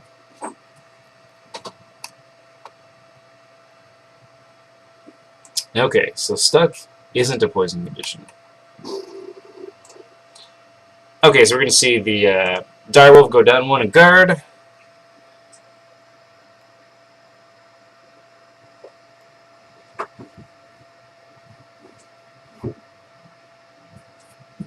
And he's going to pass again.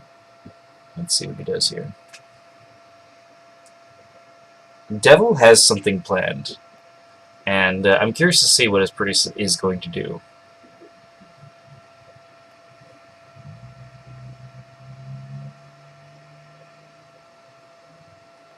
Alright, Jatar's going to spend some main action. Are we going to see another creature? He has 25 mana. No, we're not going to. Interesting. Moving to the left one. And then he's going to cast something on the priest. Is that a nullify? And I think we're going to see a dissolve come out. It was a nullify.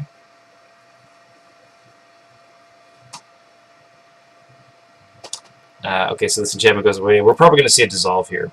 And this is a little game they've been playing. Basically, it's going to be, let's see if Devil has another nullify. And if he does, then then Biblow was hoping that I think you can get a dissolve now and then a dissolve during next quick cast. Okay, so are we going to see the dissolve? A lot of stuff going on.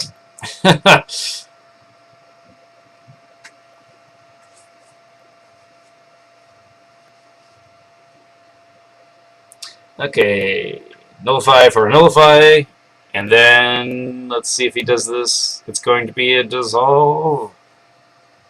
He's going to dissolve the purify. Maybe stuck his poison. I gotta check that. And Mage Wad is gone. And okay, so let's see if Devil has another nullify, because that's going to be a big deal to this.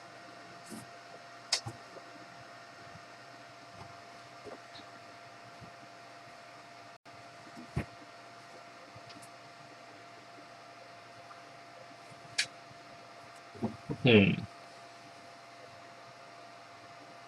think that's a really smart idea. That allows all of his creatures to keep fighting and not having to worry about it being removed.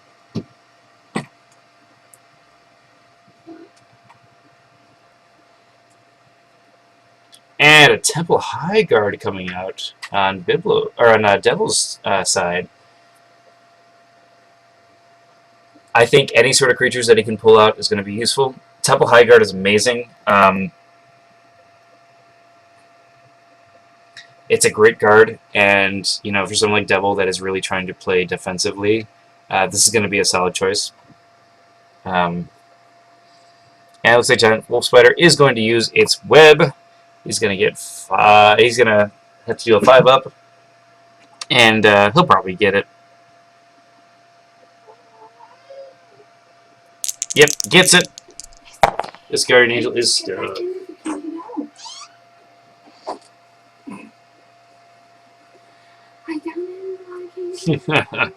I know, right? Okay, so it's on the ground. This giant wolf spider threw it on the ground.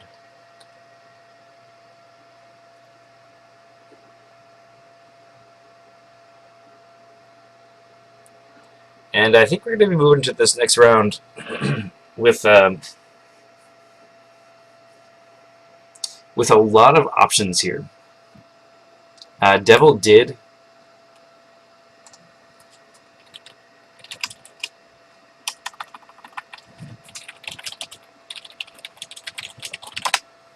Yep. I'm just going to look it up really quick, just so we have all this knowledge here. You're restrained and unmovable at the end of the action phase. Stuck of its action phase. You can remove it. Let's see. Cool. So it's not a poison condition.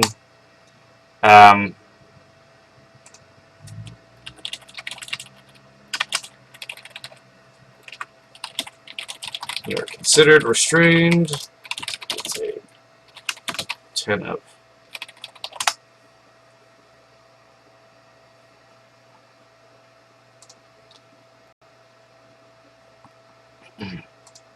Yeah, that is why it's such a good choice to have that giant wolf spider. That ability to just make these angels useless, so good.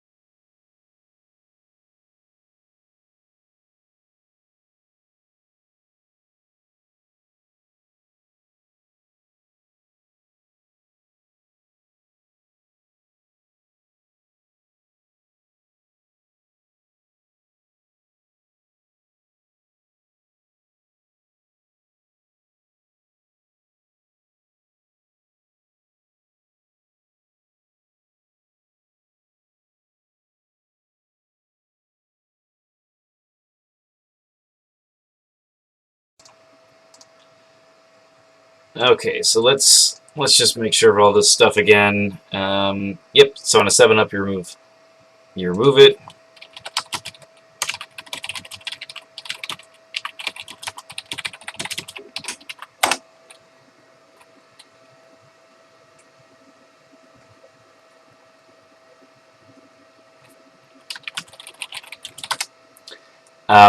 So this actually puts Biblow in an interesting situation, because if he keeps getting that stuck, like if he can't get rid of it, then obviously he can just kill the creature.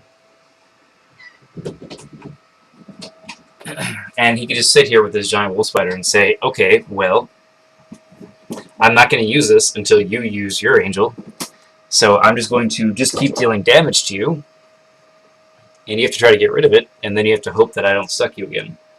I think it's a really solid play. I might be stealing that Biblow because it's so cool. And Devil with this Temple High Guard. I really like this card a lot. Especially since it looks like most of Biblow's offensive dice are wrapped up in melee. It's a really good card to use against like lower level creatures, because obviously if you kill them before they even hit you, it's much better. But, you know, he could get lucky and just roll really well, and then he might die in the process, but at least you got that dice and before you died, you know? Because it's always unfortunate when you're like, alright, just gotta hopefully deal a little bit of damage and you're dead. And I think whatever's on this Elemental Wand may help with that a lot.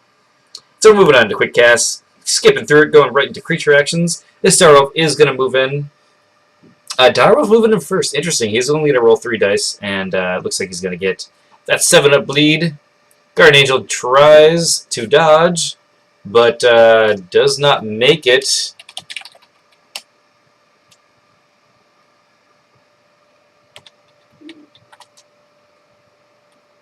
Well, I don't know what's going on here. So basically, he tried to attack the Guardian Angel.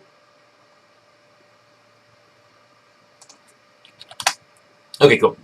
I guess I'm looking at this from a previous thing. So Darwolf tried to attack, decided not to do it, and moved back.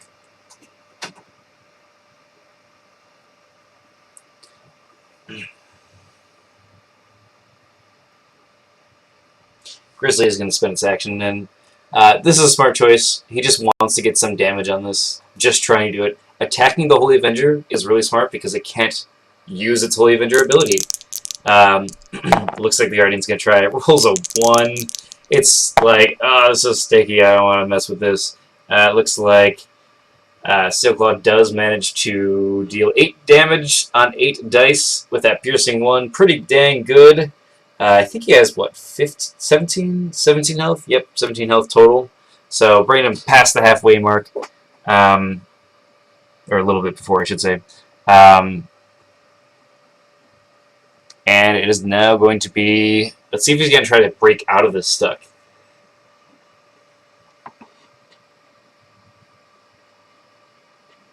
And he's going to guard. Recovering 2 life. Interesting choice to guard, because no matter what, he's on the ground now. Bring him down to 6 damage on this Guardian Angel.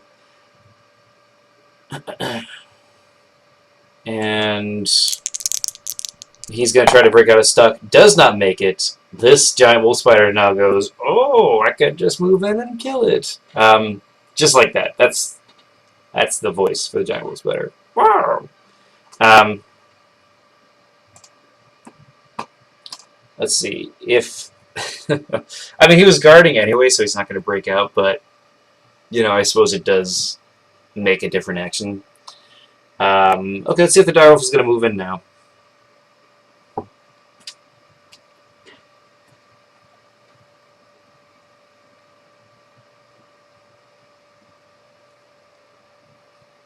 And the nice thing about this tournament is, since we're doing a round-robin base, just because you lose 1 game doesn't mean you're out of the tournament.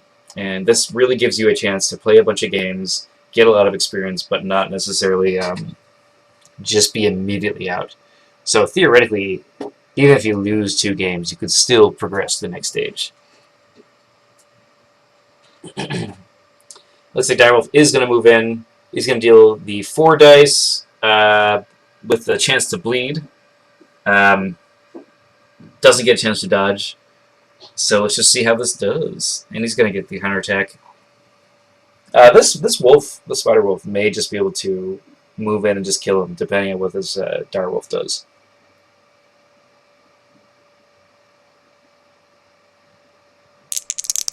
Direwolf does get the bleed, rolls 5 damage, getting 4 of that through, making him up to 10. We're past the halfway now. And he is bled. This giant wolf spider moved in. Let's see, he could do a taint and a 5-up. He'd do 1 dice. He probably wouldn't get any damage, but he could bring him up to 13 damage with the bleed. That's pretty good. We could also see this Juktari just run in here and punch if we needed to. Or this Gorgon too. I mean, this Guardian Angel's in a very stressful situation here. I'm curious to see why we haven't seen more dissolves out of Biblow. It's probably because he's not focusing on the priest yet.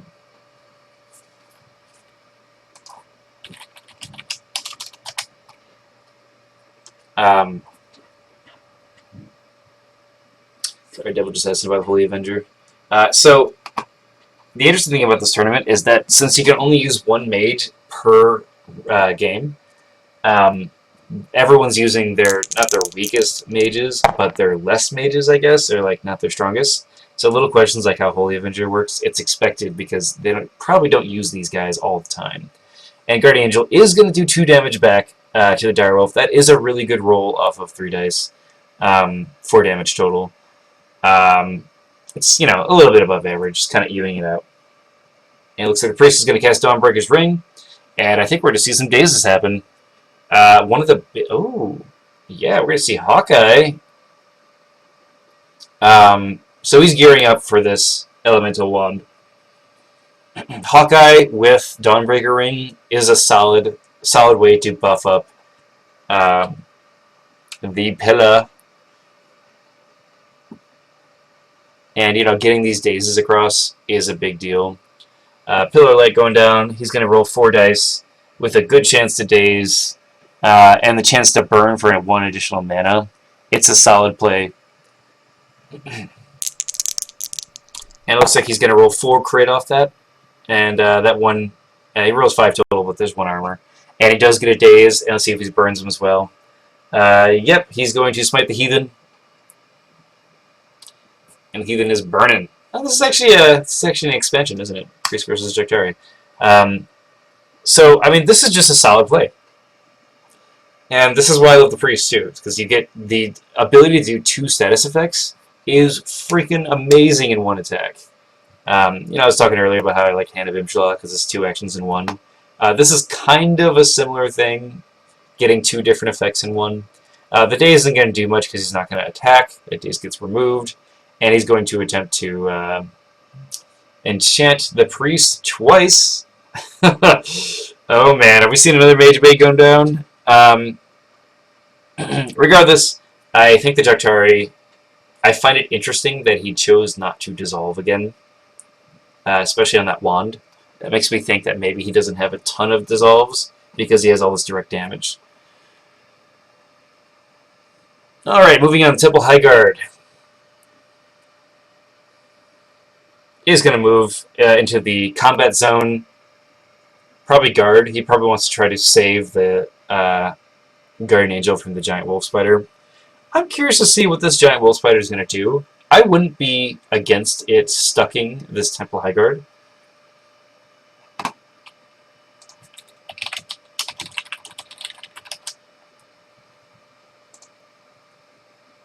I think that would be a bad choice. This Gorgon Archer should definitely shoot the Guardian Angel, though. I think that is a solid play. And he is Gorgon Archer is going to attempt to shoot this Guardian Angel. No defense, gets 4 dice. If he gets the weak, that's just a bonus. He gets, oh, I'm sorry, 3 dice. He gets 3 damage out of that, so that brings it up to 13 out of, 17. So it's going to go up to 14 during upkeep, and that's pretty good. Won't be able to kill him this round, but that's fine. You don't have to kill him every round. The fact that you're taking out a Holy Avenger Guardian Angel is very good, because that is a ton of mana. You spent 16 total on it, so that's a pretty buffed creature. And I think we're going to be moving on to the next round soon. I think as a solid play, this Giant Wolf Spider just making this Temple Highguard stuck is just a good idea.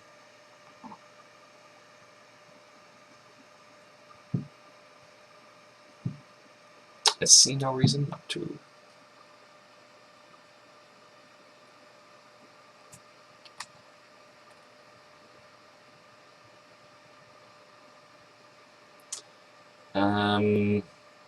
Okay, so he is going to attempt to stuck him. He doesn't get it! That's sad. You know, it happens, but, you know, I can't get them all, right?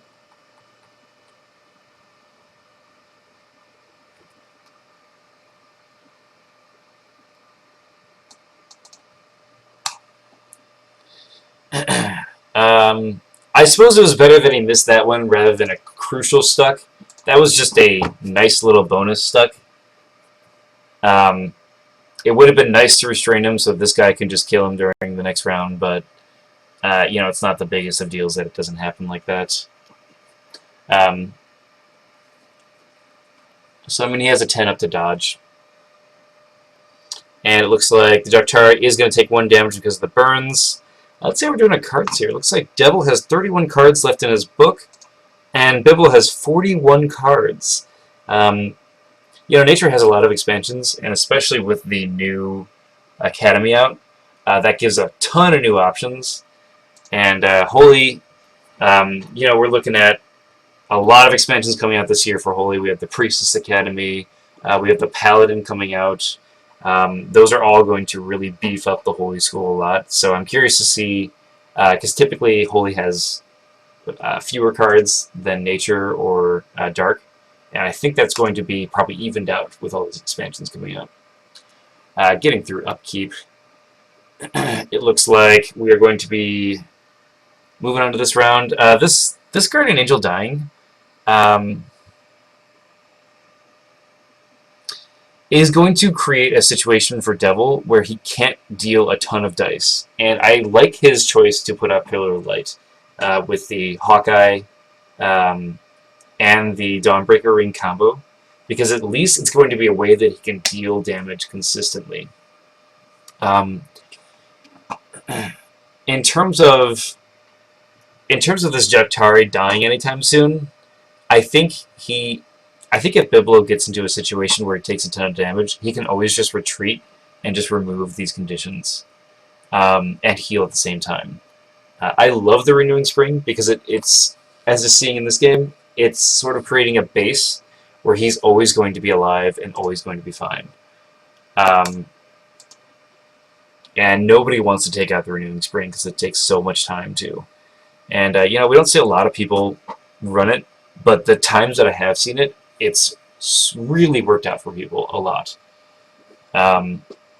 It's a tricky card, and I dig it. And I actually really dig this whole book a lot. There's a lot of unconventional cards to use the Jaktari, and it's really working out well. I think the armor plays is a solid play as well. Devil obviously knows what he's doing. And I think what we're seeing is we're seeing this bear like just rampage through here and just dismantle Devil, and Devil is struggling to really deal with it. He can't really deal with this bear properly, and it's creating these situations where sort of like the charge is happening and you can't stop it. I'm not really sure what Devil has in his book and how he's going to deal with this bear, because worst comes to worst, this grizzly is going to retreat and just keep drinking to recover.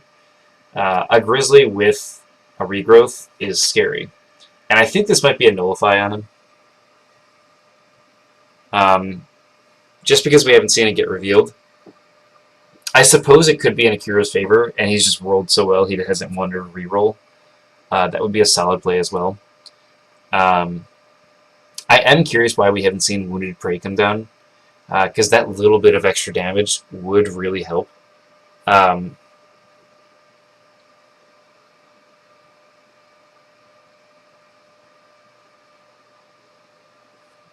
Looks like we're going to be moving into first quick cast. And right away the priest is going to be casting a spell. Looks like he's going to be casting his Pillar of Light.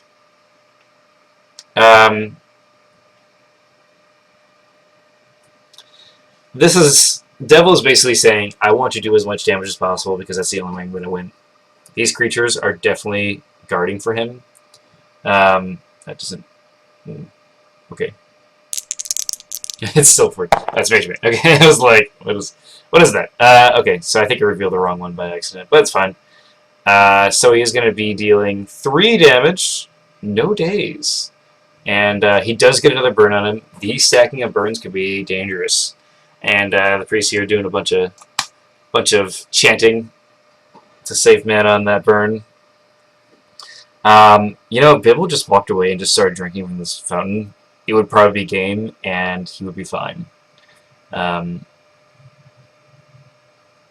Bibble is going to use his quick cast during the quick cast phase. And we're going to see a Tanglevine go down on this Temple Guard. Beautiful play. So everything is restrained here. This giant wolf spider can sort of have at it when it comes to dealing direct damage.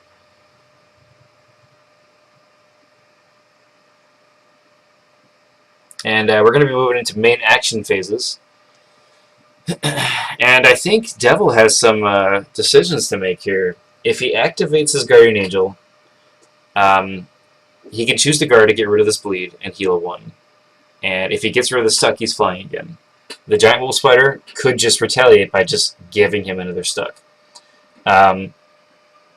This Temple High Guard, I mean, if he could choose to attack this Tanglevine, but that sort of gets rid of his whole ability, and it sort of like makes him that much weaker of a creature. Granted, the 4 dice piercing 1 is really good, even without the extra 2 melee and the counterattack. Okay, we see Bibble using that Wounded Prey. He is going to place that on the Guardian Angel, and then he's going to bring in the Steel Claw. That's going to bring him up to 9 dice of damage, and he only needs to deal, let's see here, 5 damage. And he's going to roll the defense, fails in the defense, and that Grizzly is going to deal 7 damage. That is enough to kill it. And of course that's going to return the Wounded Prey marker, and that is a giant blow. That is a big blow for Devil.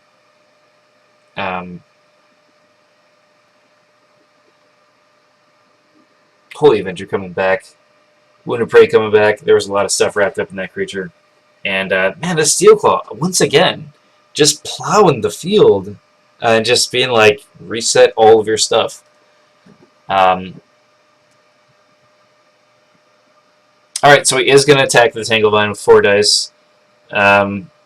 This choice, it's probably one of the only choices he has. He gets 6 damage on it. That's actually really good.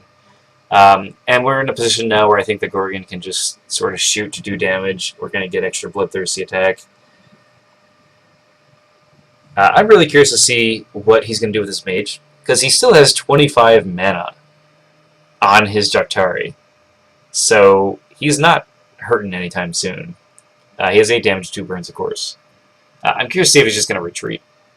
I mean, he could just go for broke and just try to win, but, you know, why risk it with the burns and stuff when your creatures are just going to win your game?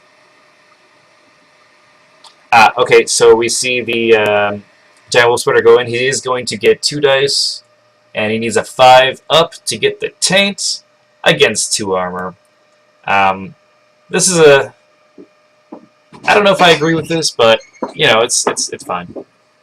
It's a fine play. I would have... Okay, so he's going to get 2 damage out of that, and he does get the Taint. So he rolls a total of 5 damage, because he gets life -3. The reason why I wasn't sure if he should do this or not is because if he would have stayed here and the Guardian Angel moved over to kill this Tanglevine, he could have stuck the Guardian Angel, and that pretty much dismantles his whole build. He could have shot him with the Gorgon instead, but, you know, Devil is going to pass. We're probably going to see this direwolf roll that 5 dice. Are we going to see the Wound of Prey come out, though? Because that's just a free extra melee. Regardless, it's going to deal 5 dice. Looks like he's not going to do it. And he only needs to get a 7 up to bleed.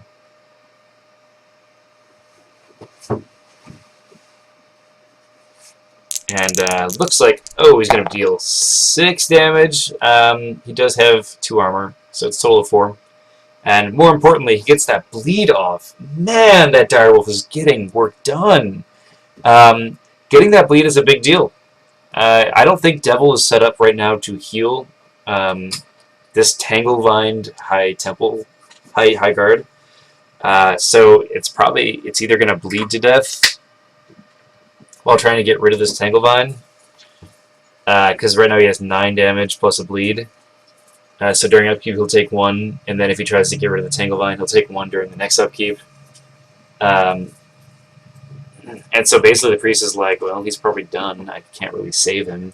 The best thing the Devil could do is probably attack one of these creatures, because he's probably going to die anyway. Let's see here.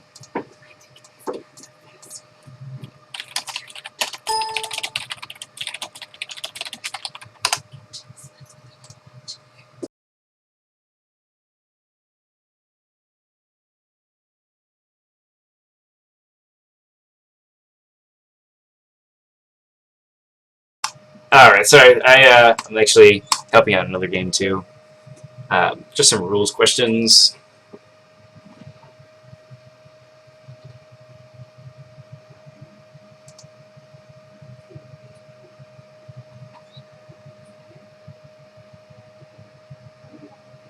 And the Dark Turret is going to move up, and looks like is going to drink. This is a safe play. He's going to win with his creatures alone. Might as well just remove a burn and just heal 3 health. It makes sense. You know, there's no reason to overextend yourself. No reason to overextend yourself and possibly die. There just isn't.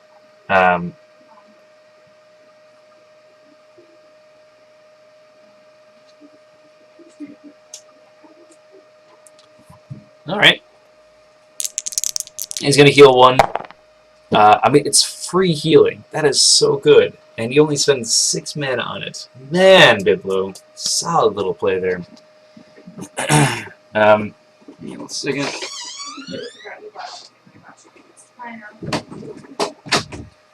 Alright.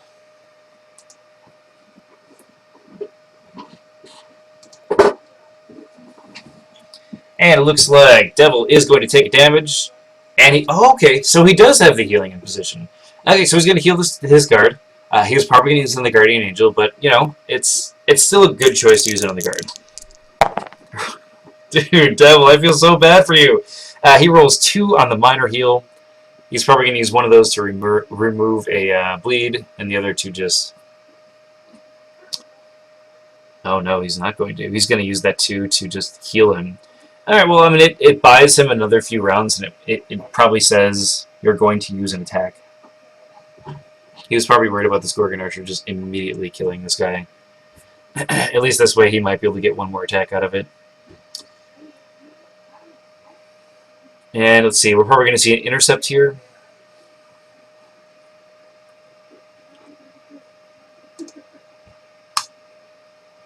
Intercept.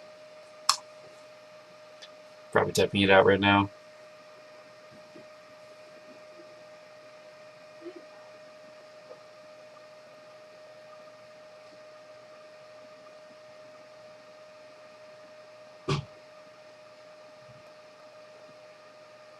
Temple Guard with Gorgon, intercept.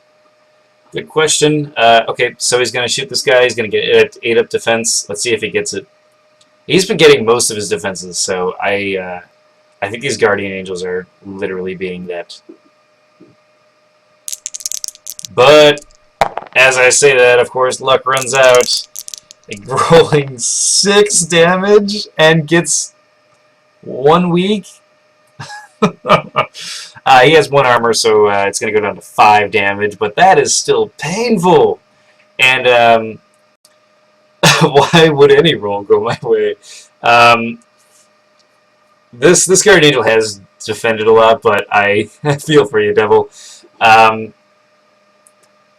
basically, this Guardian Angel is now sitting there going, oh my goodness, I have all this damage on me now. It doesn't have the Holy Adventure perk that the other one had. We're probably going to see both of these creatures die next round. If I was to guess. At the very least, this Temple Highguard is going to die.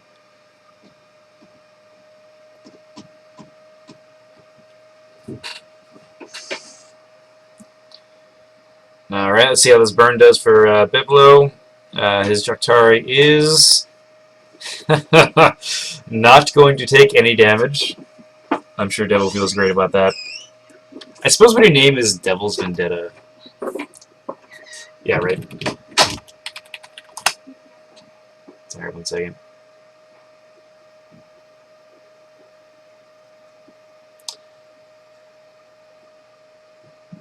I suppose when your name is DevilsVendetta, the priest is kind of appropriate to play, now that I think about it.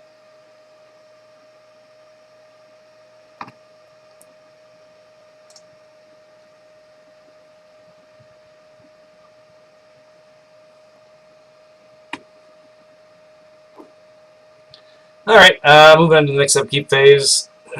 This guy's going to take a damage because of the bleed. This Guardian Angel, purely defensive at this point.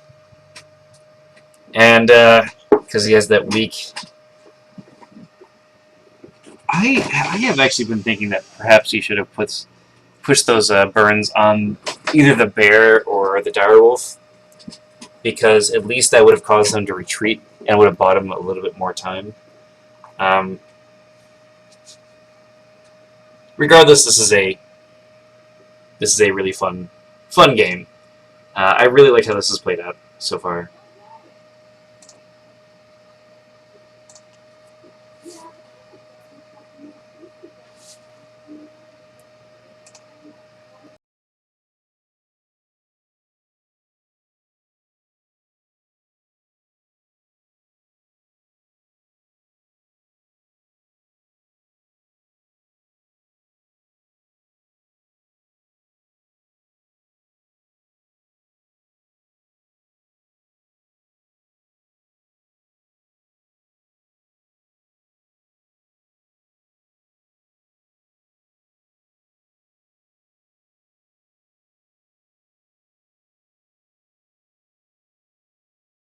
Alright, looks like we're moving into the main actions here.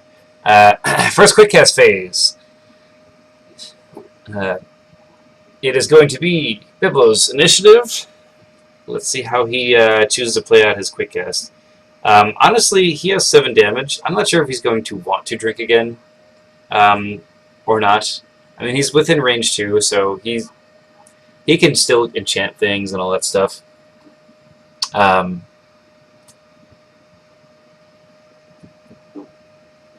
Man, that Agony was a really interesting play. I don't know if he was expecting to see a staff come out, Staff of Asira, but regardless, it definitely doesn't want to make him melee anything. So it looks like the Wounded Prey is going to get moved to the Temple Highguard, and this bear is just going to bear maul him. He has theoretically 8 damage with that taint, so he only needs to get 3 damage with piercing 1. And yeah, he gets 14 damage off of 10 dice. Literally bear mauled this Temple Highguard. We bears would be proud, I'm sure. And let's see. This Tanglevine is going to go away. Okay, so I'm curious if we're going to see... I'm guessing we're going to see the Giant Wolf Spider stuck this Guardian Angel, and then we're probably going to see these guys just try to generally take out this Guardian Angel. And then we're probably going to see Biblow just kind of close in. Seal the deal. 14 damage. That's so ridiculous.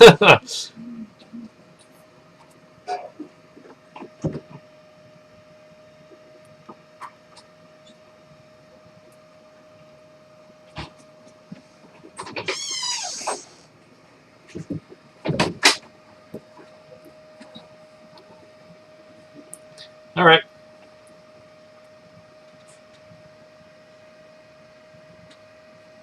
I think this game was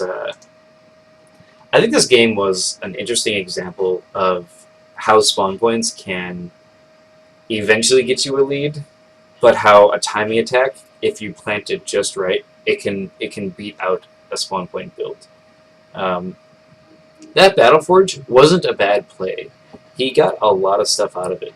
It's just Biblow literally didn't do anything with that. He didn't. He reacted in a way that made the Battleforge kind of useless because he's kind of winning this game without having to deal with this armor. Oh, we're going to see a Sunfire Burst come out. Love this spell. The ability to deal 2 burns with the Priest, really good. And of course, he's going to deal a daze and a burn. And then probably another burn. And 2 burns on a spider. Ooh, I don't know if you've ever played spiders before, but they feel like they die really fast. Love Sunfire Burst. Great card. It's a promo, and it's awesome. I'm curious to see if we're going to see a Pillar of Light come out now. And it looks like the Guardian Angel is going to retreat and then guard. I'm guessing we're going to see the Z. Oh, we're going to see a retreat! Ha! Dude! I mean, why sacrifice your giant wolf spider when you could just heal and win the game in the long run? I mean, this is a tournament game, so I don't blame these guys for, you know, taking steps that just kind of ensure victory a little bit more. I think Bibble is playing this very smart.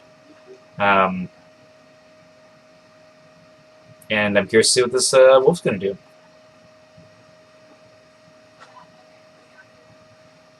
Okay, he's going to retreat too. Bibble at 33 mana. Man, it's a lot of mana.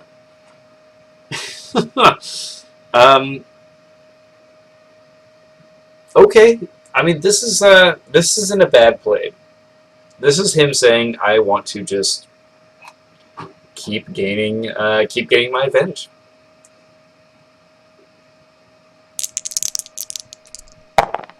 And it looks like the Gorgon Archer is going to attack this Mana Crystal and getting 4 damage across. That's pretty good, actually, for 4 dice.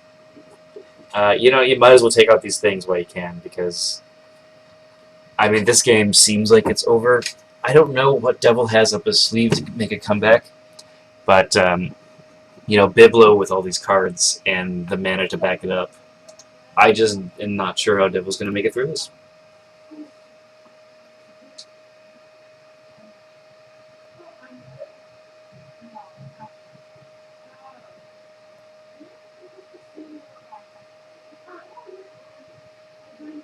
Okay. Alright.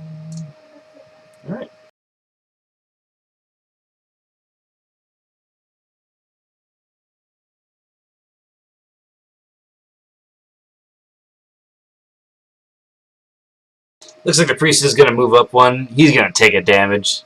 And is he going to Pillar of Light him? Because that would be very interesting.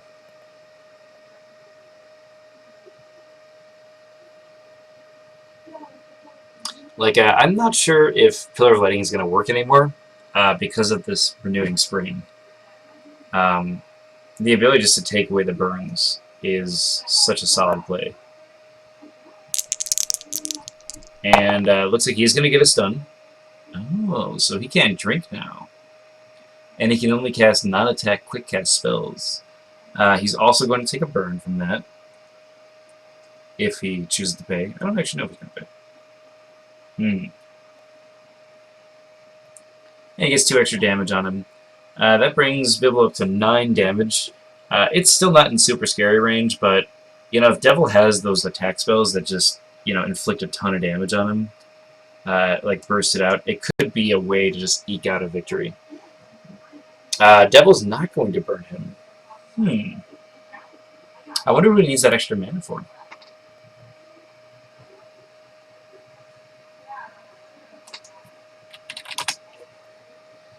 You can't zip water because you can't take an action.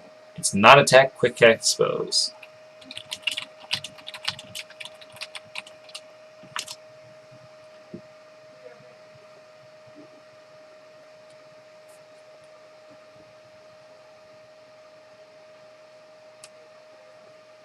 When you are stunned.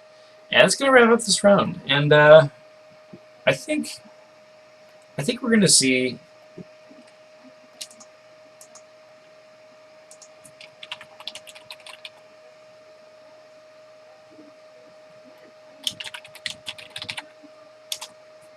I think we're going to see the... I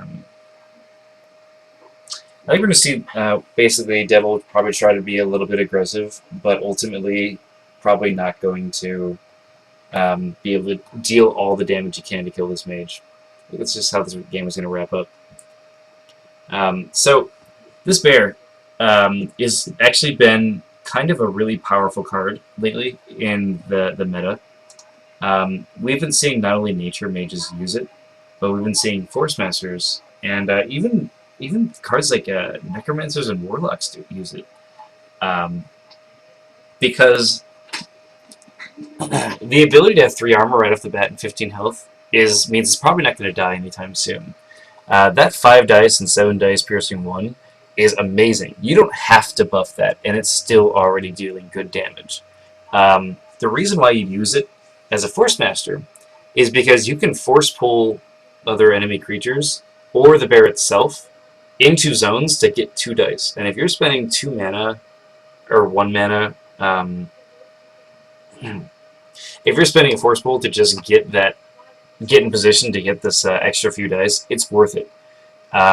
Also, on top of that, you have some other cards you can combo it. I've seen it combo with like the Vampirus, just because they're both high dice creatures, so that force pull could net a ton of extra dice, depending on where the positioning is on the board. With the Beastmasters, it's obviously just good because it's in school, you can combo with it.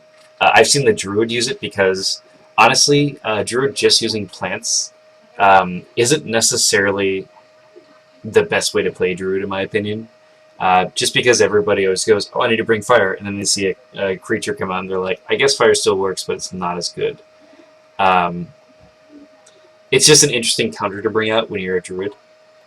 The reason why you want to use it as a Warlock, and the Araxian especially, is I love using it with like Rise Again or something like that. The Necromancer and the Warlocks using Animate Dead on a Mage Wand means you can get this guy for an extra, just like an extra little thing, and suddenly that 8 spellbook points you spent gets it turned into a Steelcrow Grizzly and a zombie Steelcrow Grizzly. And I think that's pretty powerful to consider, considering you keep the armor and you keep all that stuff, and then it combos with your Zombie Frenzy as well. I think that's pretty dang cool. Anyway, enough theory stuff. Moving on to the quick cast action. We're going to be seeing this priest attempting to stun again.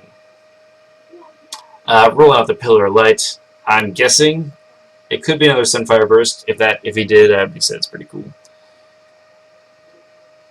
Yep, Pillar of Light going out from the Mage Wand, or Elemental Wand. God, I love that wand. It's so good. Rolling 4 dice. Looks like he's going to get 3 damage across, no stun, and he is going to pay to smite him. That burn, man, it can add up if he's not careful, because he's at 12 damage right now. So, that burn can stack. The chitin armor coming out, great choice for Biblow. That extra 2 armor is really good for just holding up and keeping going. High armor and healing combo very well together. I think the optimal armor, if I remember right, is around 4. I think it is 4, actually. And if you can just get an endless source of 3 dice of healing, it's very hard to kill you. Guardian Angel is going to move up 1, and will thus guard. I think we're going to see this. This is going to be a positioning round for Biblow. He's going to want to sort of heal this giant wolf spider. Make sure this bear is probably in the zone, and probably just see if he can pop a shot off and get lucky. Great choice to heal this giant wolf spider, by the way. Devil being at 6 mana means he can't really cast any level 2 spells, so the only thing you have to worry about is like Hurl Rock, but I doubt he'll get in range of that. And he's going to heal 3 health, and he'll probably pay... Yeah, he pays 2 mana to remove it. And Biblow's at 36 mana right now, so he's not hurting for mana anytime soon. And this giant wolf spider is kind of just ready to go back into the action. Man, this is an awesome play. I cannot express how much I love to see giant wolf spider get used and it be a scary threat on the board. I want more spiders in this game. Alright, so, I mean, essentially we're going to be waiting for the priest to take his action. This is a healing round and positioning round, as I said, so you just got to do those things. Giant wolf spider heals 2.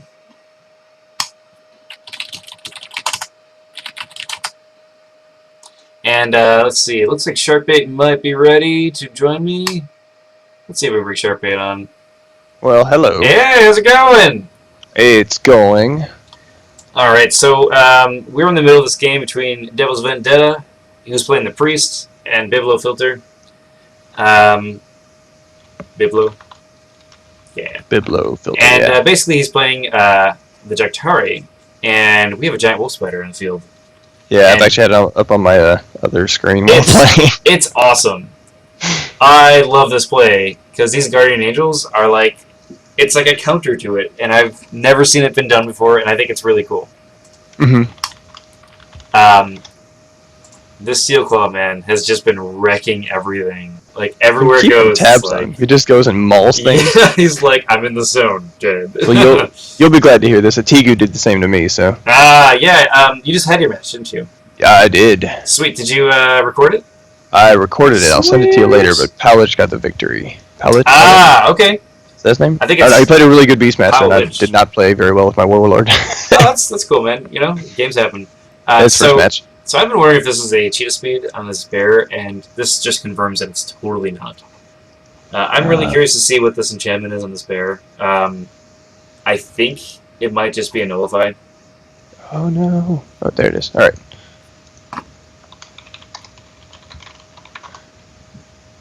Are you gonna cast over the game I just did, or you want me to leave my commentary on it?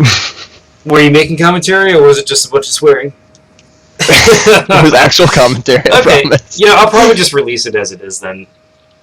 Yeah, my mic's a little quiet, I think, but it's sort of one of those things where people can see it from your viewpoint, so it might be fun to have players actually see a game from a competitive side, like one player actually playing it.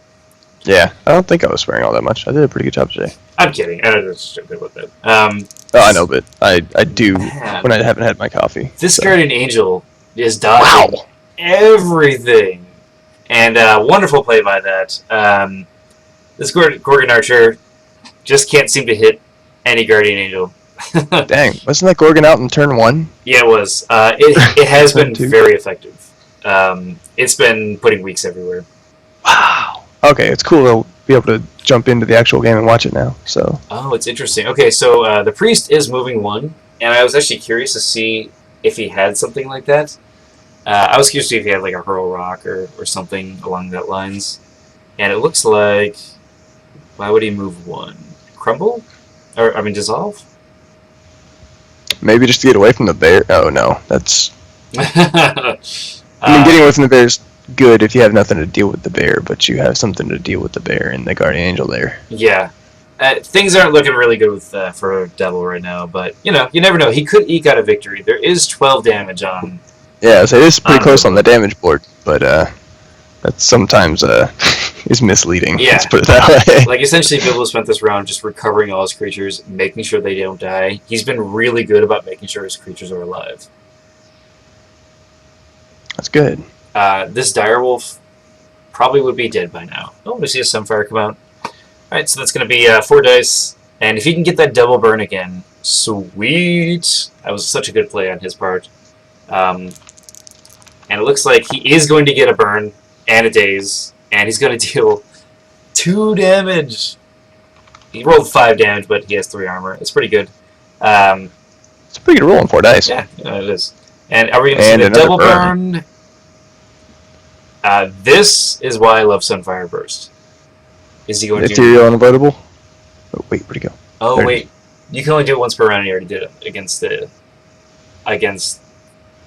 Jugtari. So you can't do it again, unfortunately. Can't do what again? He already burned him with a Pillar of Light. Ah, did he? Okay. I must have missed that one. It's all good. It's part of the reason why I think Pillar of Light versus Sunfire Burst, when you're a priest, it's probably Sunfire Burst is what you want to use. And that's because of the daze and burn chance? It's still unavoidable. You can get an extra burn. If you get the stun, that's nice, but you have a higher chance of getting a daze and burn with Sunfire, so you might as well try to go for the double thing. So you go for one and then the other. Mm-hmm. That And makes sense. looks like Biblow's going to try to heal. He heals 3, and it's probably going to remove a burn. Yeah, he already did. Paying 2. I mean, Biblow has 33 mana here, so... Whoa, what just happened? He drank from the spring. Why did the burn go away? He paid 2 mana, and... oh, the spring can do that! Yep. Ah, This spring has been keeping all this stuff alive. It is yeah, a I ran into a beautiful spring at play. Gen Con. Beautiful play. Oh, yeah, you were playing against the Wizard, right? It was against Tim, yeah. Yeah. Tim the Wizard.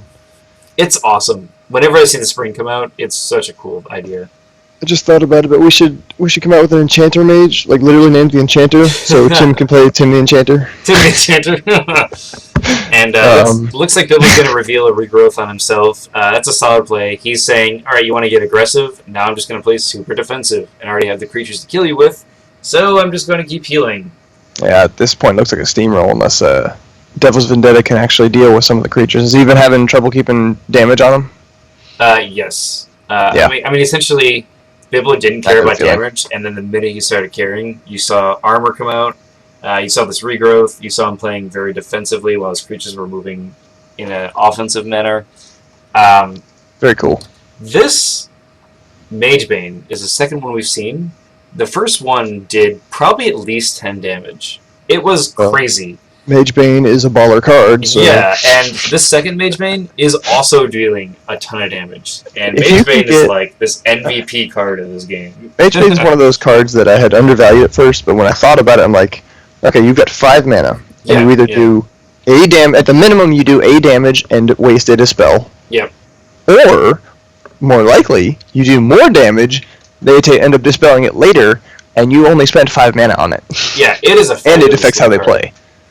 You know, like, if you're about to see a timing, Mage Bane probably isn't appropriate, because they're probably just going to try to kill you immediately. They don't care about the damage, but Early in the game? in general, like if they're like coming at you like a Jugtari Rushmaster or something. Oh, yeah. But Well, it would help with against the Rushmaster, too, in some ways, because the Rushmaster is based on the attack spells. oh yeah, no doubt it would help. No doubt. I usually look at Mage Bane as a longer game type of card, and especially when you saw a Temple of Asura and a Battleforge go down, that's like prime pickings for a Mage Bane. I tend to agree, though. I also think that Mage Bane has a place in the early game rush, or even the counter rush, because at some point they're either going to have to deal with it, or it's a bunch of supplemental damage that you wouldn't have had You know, otherwise. that's actually a really good point, because if they spend a mana, or if they spend an action getting rid of Mage Bane, that's just a little bit of extra help that they're It's not... one less rock to the face. Yeah, absolutely. Alright, so moving on to quick casts. Looks like we're going to see it dissolve, and we see this Elemental Wand get dissolved. That's going to be a big deal. Because the offensive nature of Devil is greatly reduced now. With the Agony on his Mage, he can't really melee things that well. He can still burn if he gets lucky, but... Yeah, the burn days is still there, but... The Veteran's Belt and the Armor is kind of a deterrent. I don't know if the Bearer is going to carry that much, and the Spider taints, and the Direwolf bleeds, and the Archer, weakens, but, looks like Devil says he might be conceding. I don't think anyone would blame him for conceding right now. Oh, yeah. But I pretty much knew I was done and played it out just because it wasn't going to take all that long anyway. No, that makes sense. But So this Bear's going to move in. Looks like he's going to be dealing Let's see, 7 damage, piercing 1, so that belt, he will cancel a 2 damage regardless. And that bear, man, been rolling so well. Rolling 7 total on 7 days. So he's gonna get 5 damage. 5 damage through. Gotta love it. And that brings Devil up to 21 damage. Out of 34, of course. Guardian Angel's probably going to go in and try to protect it. That just kind of makes the direwolf, like, or the Gorgon, or any of them be like, alright. I don't mind killing this. And again, the Guardian is weak, so that 2 damage in the counterattack isn't that scary. Because I think everything has 2 armor. Nope, the Gorgon has 1. Looks like the Gorgon's going to try to shoot. It's probably going to ask for the intercept. That's where we're stepping right now. And Biblo's at 35 meta. Oh, he's not going to ask for the intercept. He's just going for it. Interesting. Okay, so he wants the direwolf to kill. He wants the direwolf to try to kill this Guardian Angel. You know, he won't kill him, but doesn't defend. Ooh, and he used the defense. Doesn't roll any damage, but he does get a week. So that's 2 of them now. So it's going to right? go down to 1 damage. Yeah. So I mean, the direwolf moving into attack is. I think the direwolf's going to come in and light him in the face. Not sure why you removed the guard. I don't think. Maybe it was for intercept then. Although I don't know. It's worth asking. Well, if Bibble actually didn't want it to be intercept, yeah, because if he didn't want it to be intercepting, then like specifically to keep the guard on, it matters. Yeah, I know, because he stays on the ground.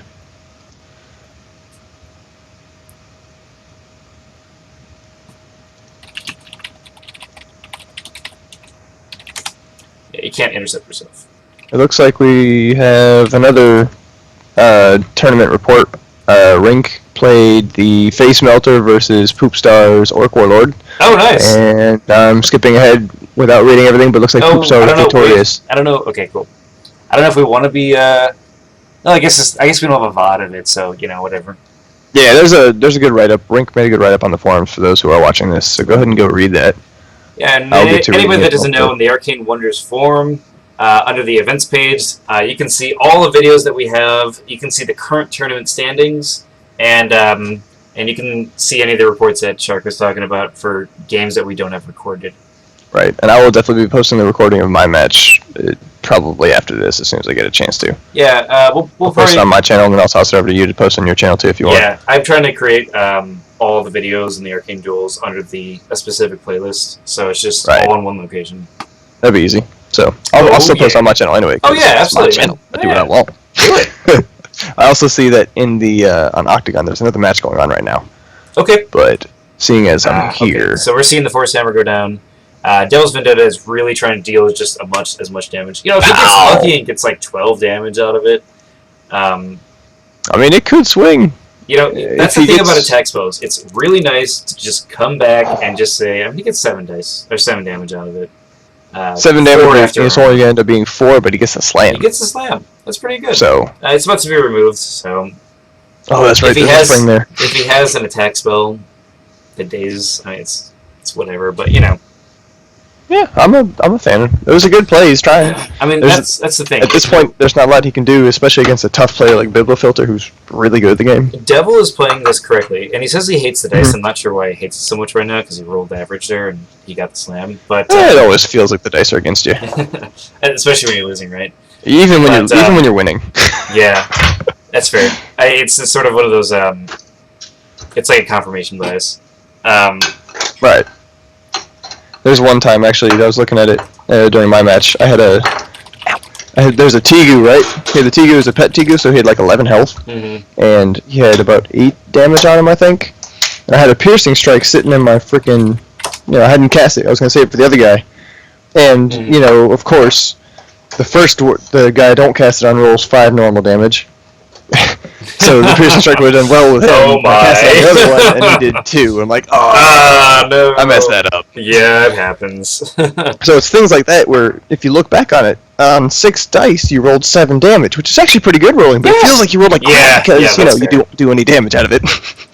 Yeah, I know there's like a small group of people that say, like, if you're in the first spot or the second spot, depending on what type of game you're playing, and I think, like, what time of day or something. It's something crazy. Like, they say something, I don't know exactly know, but they say, I've like, seen the dice will always be in favor of this player. And it's like, I don't know, man. That's wow. 7 critical? Alright, Direwolf moves in and is like, I've been drinking from the spring. I feel great.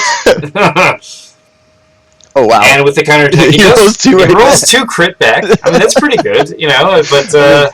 all things considered, it's pretty good because he doesn't have that many dice, but... I mean, I love the Direwolf. He's a great creature, but dang, that was a lot of damage. Especially I'm a big fan of Direwolf. And it looks like he's going to attempt to stuck him. Stuck. It's a solid play. There's nothing else he can really do, I suppose. This is a question I think might be good for everyone to know, those who are watching and or watching this later. Let's get the stuck. Are you keeping track of, like, openly what mages everybody has played? Yes. Okay. Is it going to be posted on the forums? If I don't know Mage, I'm going to email them. Or, I guess we can post in the forums. I don't mind doing that. I was just thinking, like, having a total list, sort of like Schwenkat did, where he had a list of what everybody played already. So, what that would do is it would help people plan. Is that what you're saying? Yeah, it could. It could eliminate a couple of the options that you might see. Yeah, sounds good to me. So, I don't mind collecting that. Just thought I would toss that out there as an idea. And the second Direwolf coming into the board. I mean, Biblow has 23 mana after casting a Direwolf, so it's just... You might as well get more power on the field.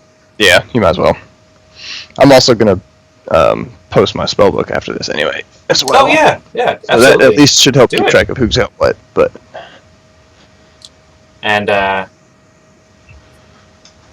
think we're going to see this game probably in next round. Yep. DevilsVendetta is trying. He's making a good effort out of it, actually. I really like So we were saying this earlier. The reason why you want to just cast a bunch of attack spells if you're behind is because you might just get lucky, roll enough crits, and just win the game, and just be like, I eked that out, but I still won. You know? Yeah, for what it's worth, I've never seen that happen, but I can't say it wouldn't. Yeah, well, I mean, statistically, it can happen. So you might as well. Throw enough dice, man. Some crazy stuff happens. Absolutely. Especially when you have Hawkeye in yourself. Yeah. You know? And if only there was a critical only spell. You do only critical damage and all of it. Oh yeah, I know, right? That'd be ridiculous. Combo that with Akiro. Right. Akiro's favorite. I'm gonna reroll everything. It's all critical! Ah! And we're moving to this phase. I think we're pretty much looking at the end here. This is the end game, the end of times. However, it was well fought. Yeah, it was a solid game. It was honestly one of those things where I was talking about how Biblow had a timing window to make it happen, and he did. He just completely went for the right targets, hit the right things. I was questioning at first if he should have hit that Temple of Asura or not, and I do think it was the right choice. I believe so too, because look, right now he can't afford a full action to cast creature. And honestly, I think we've seen both players perform very well in this game. It's Biblow's just playing very safe, and which is reasonable because it's in a tournament. So he hasn't won yet because of that. And I think he could have won this game earlier. It's just might as well play it safe. There's no time limit. I think the rest of this group is gonna be really interesting to see because you have two really strong players in Biblow and Mystery. Yeah. So you have let's see, you have Romeo Zero. No, you said Romeo's ready. Yeah, you have Adger. I mean, Adger's pretty good too. I'll play against him. Good. And Master Mystery, of course, who's probably one of the best players in Majors right now. I'd venture. I'd put money on him to win against pretty close to anybody, including Charmina. Oh yeah, absolutely. And of course, let's move on to the first quick cast. Looks like the priest is going to hurl another attack spell. Pew pew. Pew pew. What's it going to be? He has 14 mana. He's going to do another Pillar of Light. Rolling 4 dice. If he gets a stun, it's actually very useful. Rolling 3 damage. Doesn't get any days or anything, but he gets a chance to burn him. I guess if it still uses his action to heal, to drink. That's still nice. And I mean, Biblow's at 15 damage, so it's he's not untouched. Yeah, exactly. And you know, like he rolled 3 critical, so it got past that 3 armor that Biblow's wearing. So that was a pretty good attack. He just needs to find a way to separate him from the spring, because honestly, if he had done that, or if there was a way for him to have done that, this would be a much closer fight because of all the healing and all the burn removal. Biblow bringing up the 3rd Tanglevine of the game, and that direwolf and that bear is probably going to look at that and be like, "All right, lunchtime."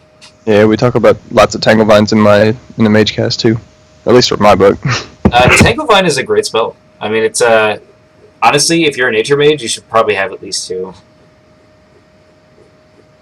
I would agree. Especially if you're a druid. If you're a druid, I think you should just load up on him. Yeah, right. And the Guardian Angel's going to attempt to try to kill this direwolf. It has one die to its stack. I think he's just kind of like, I need to do something. Doesn't get any damage through. Well, at least he tried. Go down swinging. It's my motto. That and kill with fire, but... Yeah, I think what I'm going to do is I'm going to, under the contact information part, maybe I'll just expand it a little bit and just put which mages you've used. That's a good idea. I like that. And like maybe I'll make it like current standing plus contact information. Mm-hmm. And this direwolf is going to move in. He's going to attempt to hit him, dealing 3 damage, and he gets a bleed. Bleeding him out. Those bleeds are nasty. Yes, yes they are. The Hand of Imshal is already down, so healing that bleed isn't going to be super easy. No, that Grizzly is going to do some work here in a minute too. Absolutely. Yeah, it looks That's like, right, man. Devil just... You go DV. Let me see her rock here. Just keep throwing things, man. It's going to work one of these days. See the acid ball go down. It's something. I mean, it has a -3 to the D12 because of the chitin. So let's see if he... Of course, he gets no corrode and no damage. What are you going to do? Sorry, dude. A for effort. Chitin armor is pretty good. Sometimes sends the dice. Another damn one, Devil. I feel so bad for him right now. Yeah, at some point you just have to cut your losses and just say, all right, next game, just gonna change, just gonna play, you know. Next game, just learn from it. He's playing the priest, which generally speaking is considered one of the least supported mages at the moment, anyway. Yeah. So.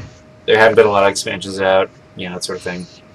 There is good news for priest players upcoming. Yeah, I was talking about that earlier. We're having 2 holy expansions come out this year. That's pretty damn good. Yep. And it's going to be a fun time. So it looks like Biblow's going to go on the offensive. The acid ball right back. Acid ball back. I mean, if it gets rid of the veteran's belt's abilities, it's just better. And Steel Claw's going to go in with a piercing 1. Oh, he only gets 1 corrode though. He rolls a lot of damage. But he does a ton of damage. You know, that's fine. They didn't get that corrode. I suppose the damage he dealt is enough to make up for not having that armor. Well, I guess, you know, when I think about it, the veteran's belt, in this case, mitigated some of that damage. So he only took 1. That's pretty good. Yeah. Oh, yeah, you're right. Okay. So the bear's going to go in. Effectively, the priest has 1 armor now because of the piercing. Effectively, he's getting mauled. He's getting freaking beat down. And this bear has finished off every other thing in this game. Let's see if the bear will finish off this guy. I actually had a... Dealing 5. Ooh, 4, I think. 4. It's going to stick. I had a Goblin Grunt get a vet token today. Ooh, that's pretty cool. Killed a snake. That's awesome, man. Dude, that's actually really good for a grunt to do that. And I got really lucky on the defense roll, but... I'm guessing this Gorgon's going to finish it. This is probably going to be game right here. Yeah, I think it depends on the roll, but yeah. If he gets close, the bleed should do it. And that, yeah, close enough, the bleed should do it. Damage, so during bleed, he'll die during upkeep. It was well played to both players. Wait, did he only take 1 stuff damage? I got to see. Oh, that belt! I keep forgetting about that belt. Oh yeah, he only took 1 corrode. I kept thinking he was taking 2. Alright, so looks like during initiative... I still think it's going to end up being the same result. Yeah, the initiative's going to pass to Biblow. He's probably going to cast another acid ball or something, and it'll be game. Yeah, it is a well played to both players. Absolutely. And yeah, we haven't seen. I don't think Devil's Vendetta has ever been in a tournament online, and I'm not sure if we've ever seen Biblow. Is Biblow in Thunderdome? I don't remember Biblofilter being in the Thunderdome. I'll have to check. Well, if this is his first tournament, this is quite a way to come into it. And Devil, we're seeing a very good understanding of the game. Alright. Does not kill him. Oh man, if we have a giant wolf spider kill, that'd be so sweet. I do like giant wolf spider. Oh, I love that. And the fact that we're seeing it getting used in the tournament is so cool. And of course the giant wolf spider does nothing. Man. Alright, you have to use a giant wolf spider to kill this mage. Like, you have to. And since he's restrained, he can get a 5+ tainted. Yeah, I know, exactly. It's so perfect. Like, if he kills him that way. Like, bleeding, 1 life left, and then spider eats you.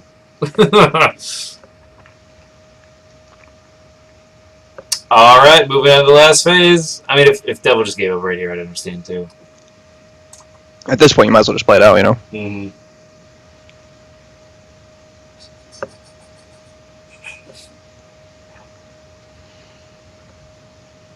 You know what? I should put in the current standings in the tournament. That's where I should put all the info. Doesn't Challenge do that itself? It does. I suppose that would help, but I have to keep track of which mages they've used as well. Oh, yeah. So I might as well have a quick reference. That makes sense.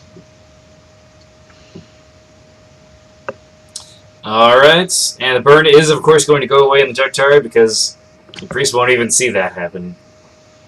Dem burns. Did the bleed resolve? I guess it has not. The bleed has been taking... Yeah, bleed takes time. Yeah, so they probably run through script still. There it is. 33 out of 34. I want to see a giant wolf spider kill. If he just acid balls him, that'd be cool too, I guess.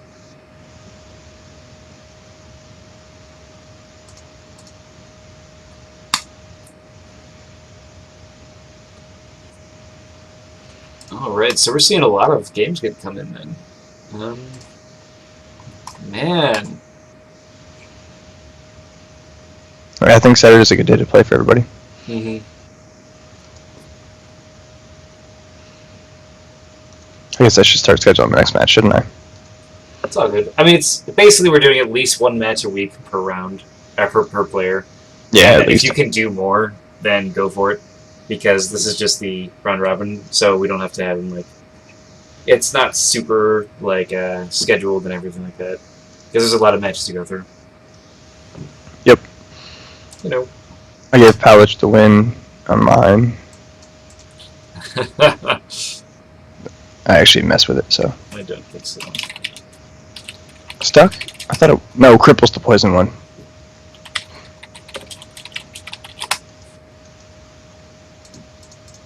Yeah. Just gonna look it up one more time. I keep looking it up because I'm, like, expecting it to, like, be hidden, but... Yeah, it states if it's a poison, and Stuck does not state that. Yeah.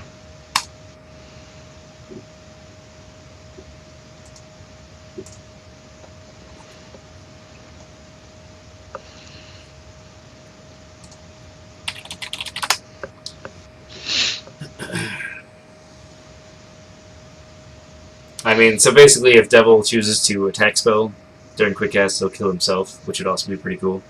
If he chooses to teleport out, he would kill himself. That's an interesting way to do it, yeah. There's a lot of ways he could die here. In fact, there's far fewer of them in ways he could live. I don't believe any of them exist. I would find it reasonable if he had his guardian angel attack himself, his priest. You know, that'd be okay too. I was just thinking because he can't cast a spell. Nope. Whatsoever. No, this is done. This game's over. Yeah. I guess you could heal and then take the damage. I thought you took the damage. Oh, I guess you get to choose, don't you? Because it has to resolve. True. Kind of like how if you dispel it, you still take a damage because it's resolving and then you take it. Mm-hmm. That makes sense. First quick cast.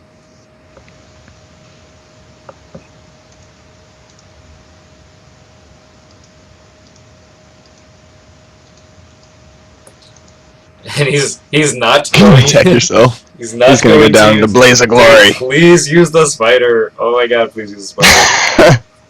Yes, you are a.